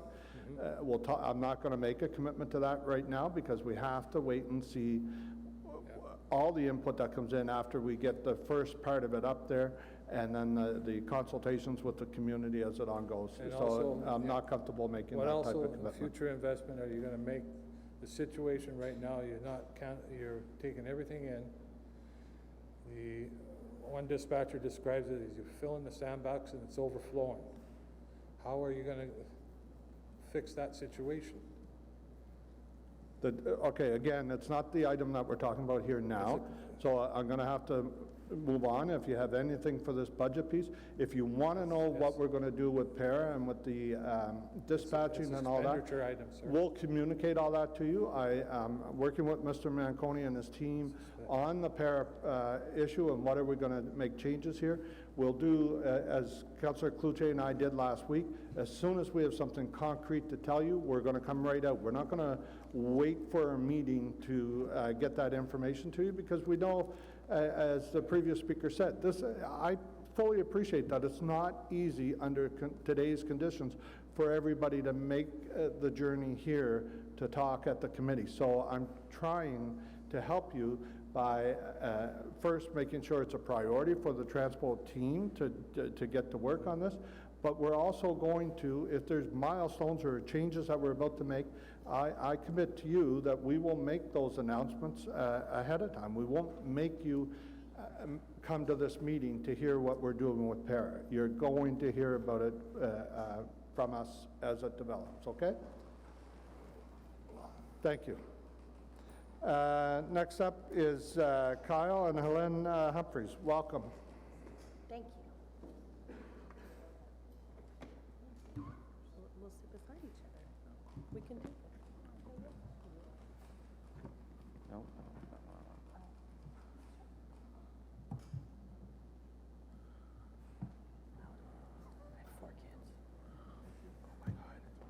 Okay, well, Kyle looks for his item.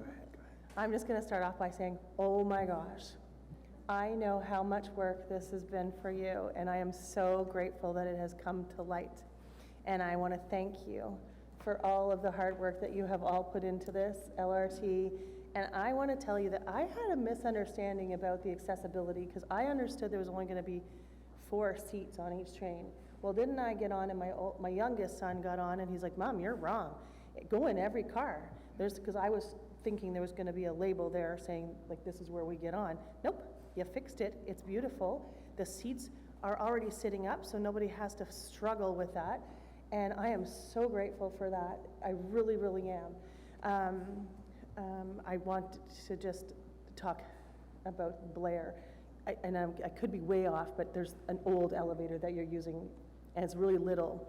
And there's a lineup of wheelchairs and people with bikes. And all I could think of was, okay, I work in commercial property management, and my land, we are in trouble, because we've lived with the struggle at Salem Ross Shopping Center with the elevators not working and so on. This is one elevator. If that one elevator is not going to work, ooh. So if you could just wave a magic wand, please, thank you. Because I'm really, yeah, thanks. Okay, good. So we're done with that point. Okay, thank you for bringing that to our attention, and we will look at it. If I could ask you, folks, please, if we could stay to the budget item, because we're trying to get this passed so we can get work started, okay? I apologize. Don't apologize. We appreciate the feedback. I just want to get you to the topic if we could. Thank you. Thank you. Thank you very much. I guess in sticking with a few of the budget items, we could start with the community pass being available at all of the places that the other passes are available. That would be wonderful. And instead of waiting in line, I know the other passes are available online, and the community pass won't be, understandably. So if we could pass that, that'd be great. I'm hoping that we can get a few more buses on the road as well, a few more paratransport buses.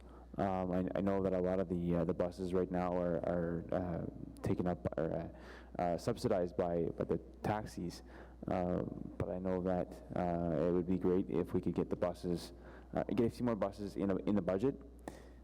As well, I know that there's right now a 12 a.m. cutoff for the busing. It would be great if we could get maybe a little bit later paratransport to run parallel with OC Transpo going past 12 a.m. I know that as a teenager, an older teenager in college, I wanted to go with my buddies, and if I couldn't get a ride to the dorm, then there's no way back. Thinking of that. Other than that, thank you for your time. Sorry. Thank you. So the budget, we'll table the budget in November, the transit budget. You'll see in that meeting and that document what we're proposing to do for the next year, where the money will get allocated and how much. I certainly appreciate all your suggestions, and I'm sure this team's going to take those away. I can tell you, and some of the other commissioners, I'm hoping all the commissioners will be on board for this, but we're pushing for more money for buses in the next budget, because there's a whole bunch of buses that have to come off the road right now. They're past their end of life. We just had to keep them going until LRT started. But there's still a need for new buses. And we've got to get a council to support us by putting some more money in this budget, because currently we're looking at what the needs will be going forward. So thank you for coming out today. Appreciate it. And did you want to add something? Yeah, I'm Ms. so Humphrey? sorry. Sure. Sorry. I just want to say that the para-parity group is here because I guess they feel that for years they've brought this forward. I know that Kyle already had a conflict with one member who said, I've been fighting for this for years, and you come in and you kind of take over and whatever the case may be. But I feel that the reason why people are coming forward at this moment at any time that we can be heard is so that they are heard, and the ongoing concerns. I think that, like you talking about getting more buses and some have to be pulled off, we actually have to increase the number of buses too, because if, for example, Sally's being refused her ride for the time that she needs, and then the buses are getting delayed because they're overbooked, that's, I guess, another just issue that I want to bring up. Is there any chance that for the budget, you could have an open line where people could just send you ideas where the people that are struggling with the system can just bring them forward to you before you start planning, your planning committee? Because once you've started doing that, for people to throw things at you makes it so much more difficult. Maybe the treasurer can speak to that. I know there is several options for people to input into the budget. If you don't mind me putting you on the spot, Madam Treasurer, if you could speak to any of that.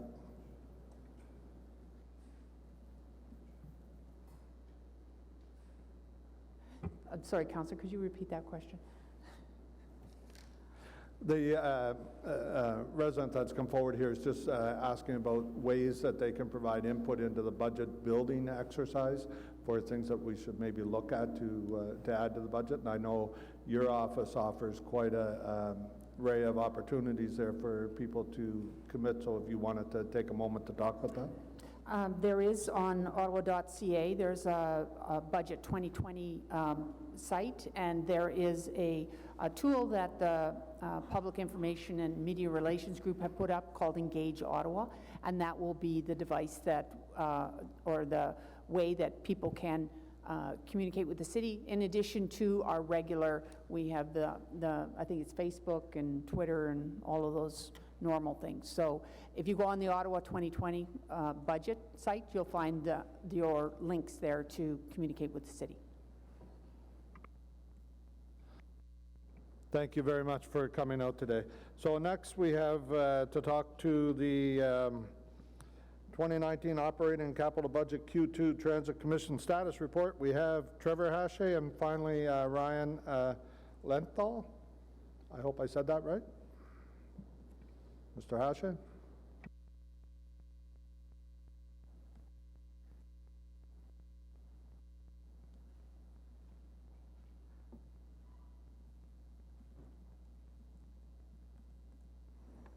Good morning, Chair Hubley and members of the Transit Commission and city staff. I just wanted to thank all the good people that made that announcement on Friday about online booking. It's very appreciative, and you know, that's in sort of the budget document, as I understand it, that we're discussing now with regard to Agenda 4. I just want to make some very general comments with regard to the budget document, and I have a couple questions. The fare freeze that the Treasurer mentioned was funded through using investment income or reserves up until October 1st, I think is when fares will increase. For the Equipass, the Access Pass, and the Community Pass, it'll be extended until the end of this calendar year, which is great, thanks to Councillor Kavanagh's motion at budget time related to that. Just want to say we'd love it if the city could find another $400,000 to extend the fare freeze into the entirety of the 2020 calendar year, so that will be some budget feedback that I guess you're receiving in advance of when the public consultations begin on the draft budget. We want to obviously thank you for making a budget commitment to develop the online booking system for paratranspo. The current situation is so unacceptable for so many people having to spend hours on hold. So this is great. It's a real step in the right direction. So we thank everyone involved in coming to that decision. And the commitment to having an interim system up and running by January 1st, 2020 is also very much appreciated. And having the full system up and running before the end of 2020 is a really important goal, and hopefully we can achieve that. So just to confirm, there'll be a report regarding online booking coming to the November Transit Commission meeting for discussion. That's correct. That's what was announced, and that certainly is our intention. That's great. So we'll try to circle that date and have some time in advance to review what's being proposed. You've heard today there's a strong desire amongst many people to ensure that there's a 50-50 split. This item, as we've explained, is the status report of this year's budget at this point in time. If you could stay to that topic for this issue, we'd appreciate it. We'll have lots of time to talk about those other issues during the budget discussions of November. Okay? So with regard to page 4 of the budget document, I believe the budget item number is called 909082, Transit Accessibility Improvements. I noticed that on that document, page 4, again, it's item 909082, Transit Accessibility Improvements. There's total authority for the calendar year of $500,000. And I just wanted to seek some clarity on exactly what accessibility improvements are being funded by that budget authority.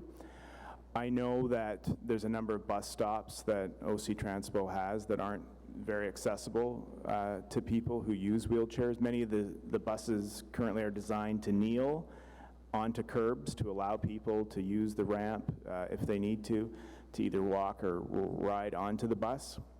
And I also know that Sally, who spoke earlier, uses that system, or she would like to use that system near a medical appointment that she has weekly at a Care for medical institution that is in Councillor Cloutier's ward near train yards. And we were really happy to learn that that particular bus stop has received some accessibility improvements. So I'm just wondering if someone could provide clarity on what those transit accessibility improvements specifically are funding, those $500,000 in the budget document. So it's directly related to what we're talking about today. And just finally, it'd be good to get a sense from OC Transpo related to that item in the budget document. How many bus stops are not currently accessible? And based on current spending plans of, say, $500,000 a year, how long would it take to make all the bus stops accessible if we're spending $500,000 a year? So okay, so Mr. Hache, those are very specific questions, and so what we'll do is undertake to get you that information. Would that be okay, Mr. Manconi, that someone could get back to Mr. Hache with answers to those questions? Chair, you're saying exactly what I told Mr. Hache when we met, that he could go directly to any staff member here and get any question answered. So yeah, we don't have that information here, but we'll gladly get you that, Mr. Hache. Thank you, Mr. Manconi. Is there anything else, Mr. Hache, or are we good? That's all I wanted to share. Well, I want him to finish his presentation before we go to your questions, if that's okay. Mr. Hache, are you done? Okay. There is a question from one of the councillors for you, Councillor Kavanagh. Thank you very much, Mr. Hache, and I really appreciate you talking about all the positive things that have been happening lately. Not only did we have the launch of the Confederation line, but also we had an announcement that paratranspo wait times will be looked at, and I appreciate you recognizing that. But we do have to work together moving forward. This is about the budget, and one of the concerns I've had, and I had it last year, was about low-income passes, and this is something that is a big concern for those whose budgets are fixed. Have you had much feedback in terms of the concern on these passes? Sorry, Councillor Kavanagh, that's not the item that we're dealing with here. We're dealing with the 2019 Operating and Capital Budget Q2 Transit Commission Status Report. Can we take that offline, if you don't mind, because it's not dealing with the topic that we're on? Sure, If it is you're a okay budget with line that, then to or we to can add it freeze. to a future agenda, whatever Okay, suits you, will do. we'll deal with, okay? Thank you. Okay, Ryan. There we go. Thank you. Thank you, Mr. Ashe.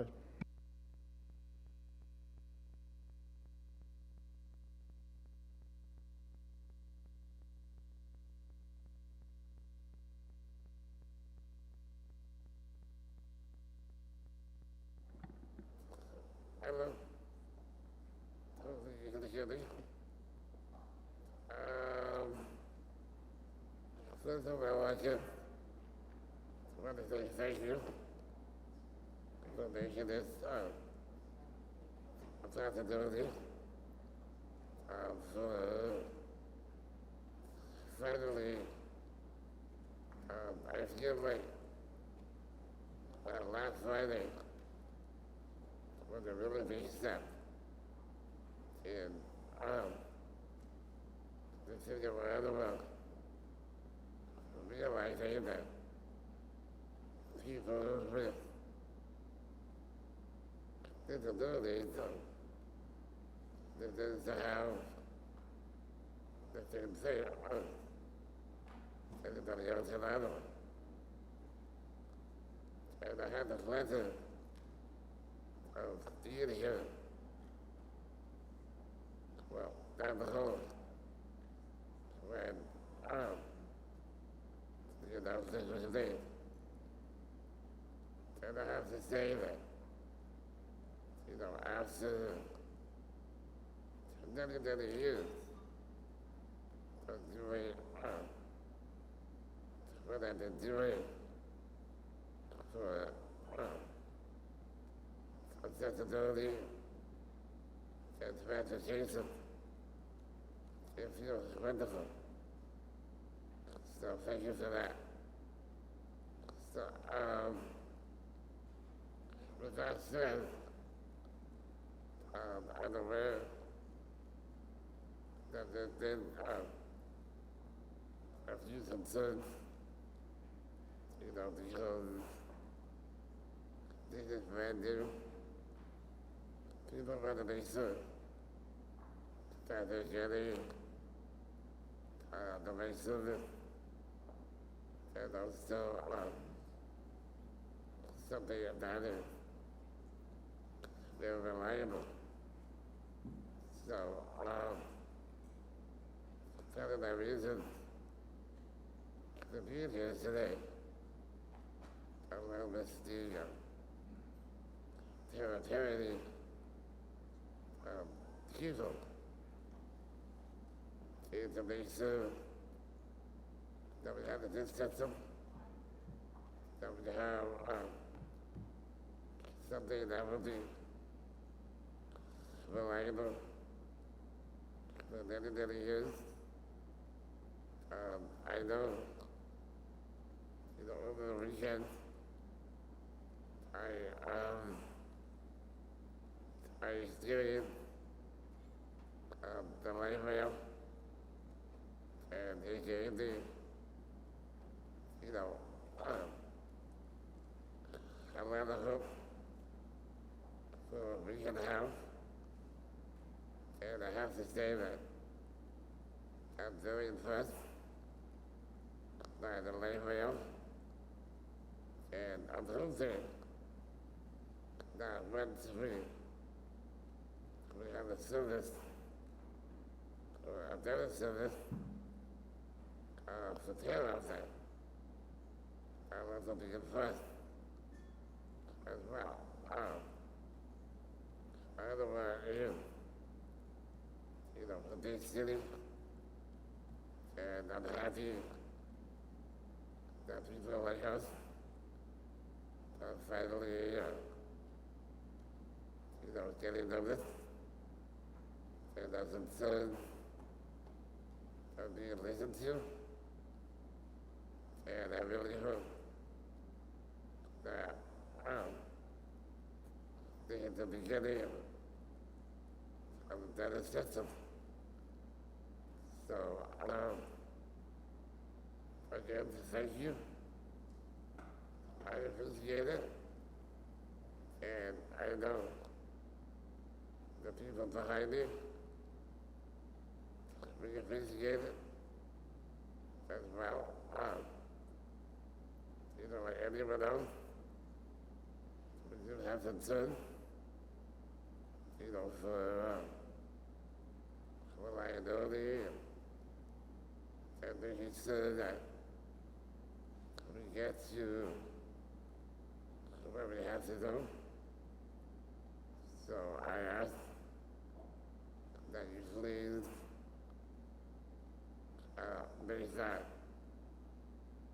make that happen.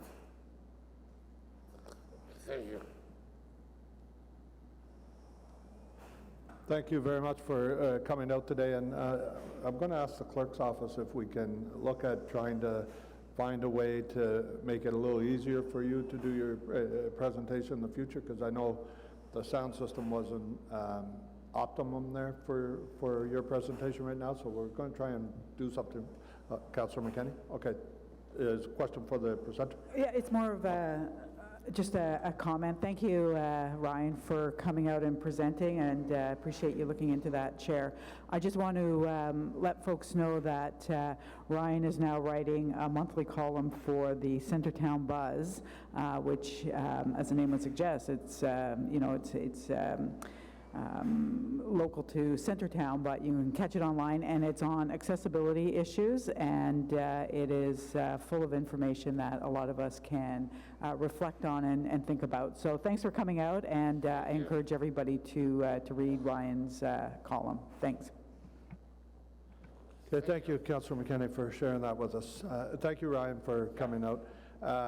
Thank you to all the speakers for coming today. We appreciate your input. Now, is there any questions of staff from councillors? I know we did a couple before we started, but is there any now? None? Okay, so is this item, Councillor, or Commissioner Carricato? Perhaps I'm not asking at the right time, and it should be in November, but in case it is the right time, I just want to know if there is a commitment to consult with the community that came here and others who wish to be a part of it as you develop the online booking system, and what's being done to make sure it meets their needs. Yes, and a point of clarification, this team takes takes a lot of pride in consulting with the customer group. New vehicles, they were consulted. Online booking, they were consulted twice, and remember, we could not get the customer groups to endorse going to online.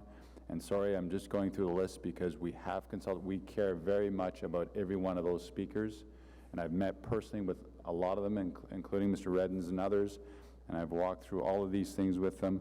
The Presto, they were part of the working group and testing. The LRT, they were part of the working group on the design of the stations and the trains. They're part of the design working group for many other things, and the report will be saying that they are part of the working group to design the online booking. So absolutely, Commissioner. Thank you. Sounds good. Yeah. Thank you. Nobody else? Okay, so is the item received? Received. Thank you. That takes us to the end of the agenda. I believe there's no in-camera items. Is there any notices of motion? Does anyone have anything for the next Transit Commission? We're good. Inquiries. Any inquiries?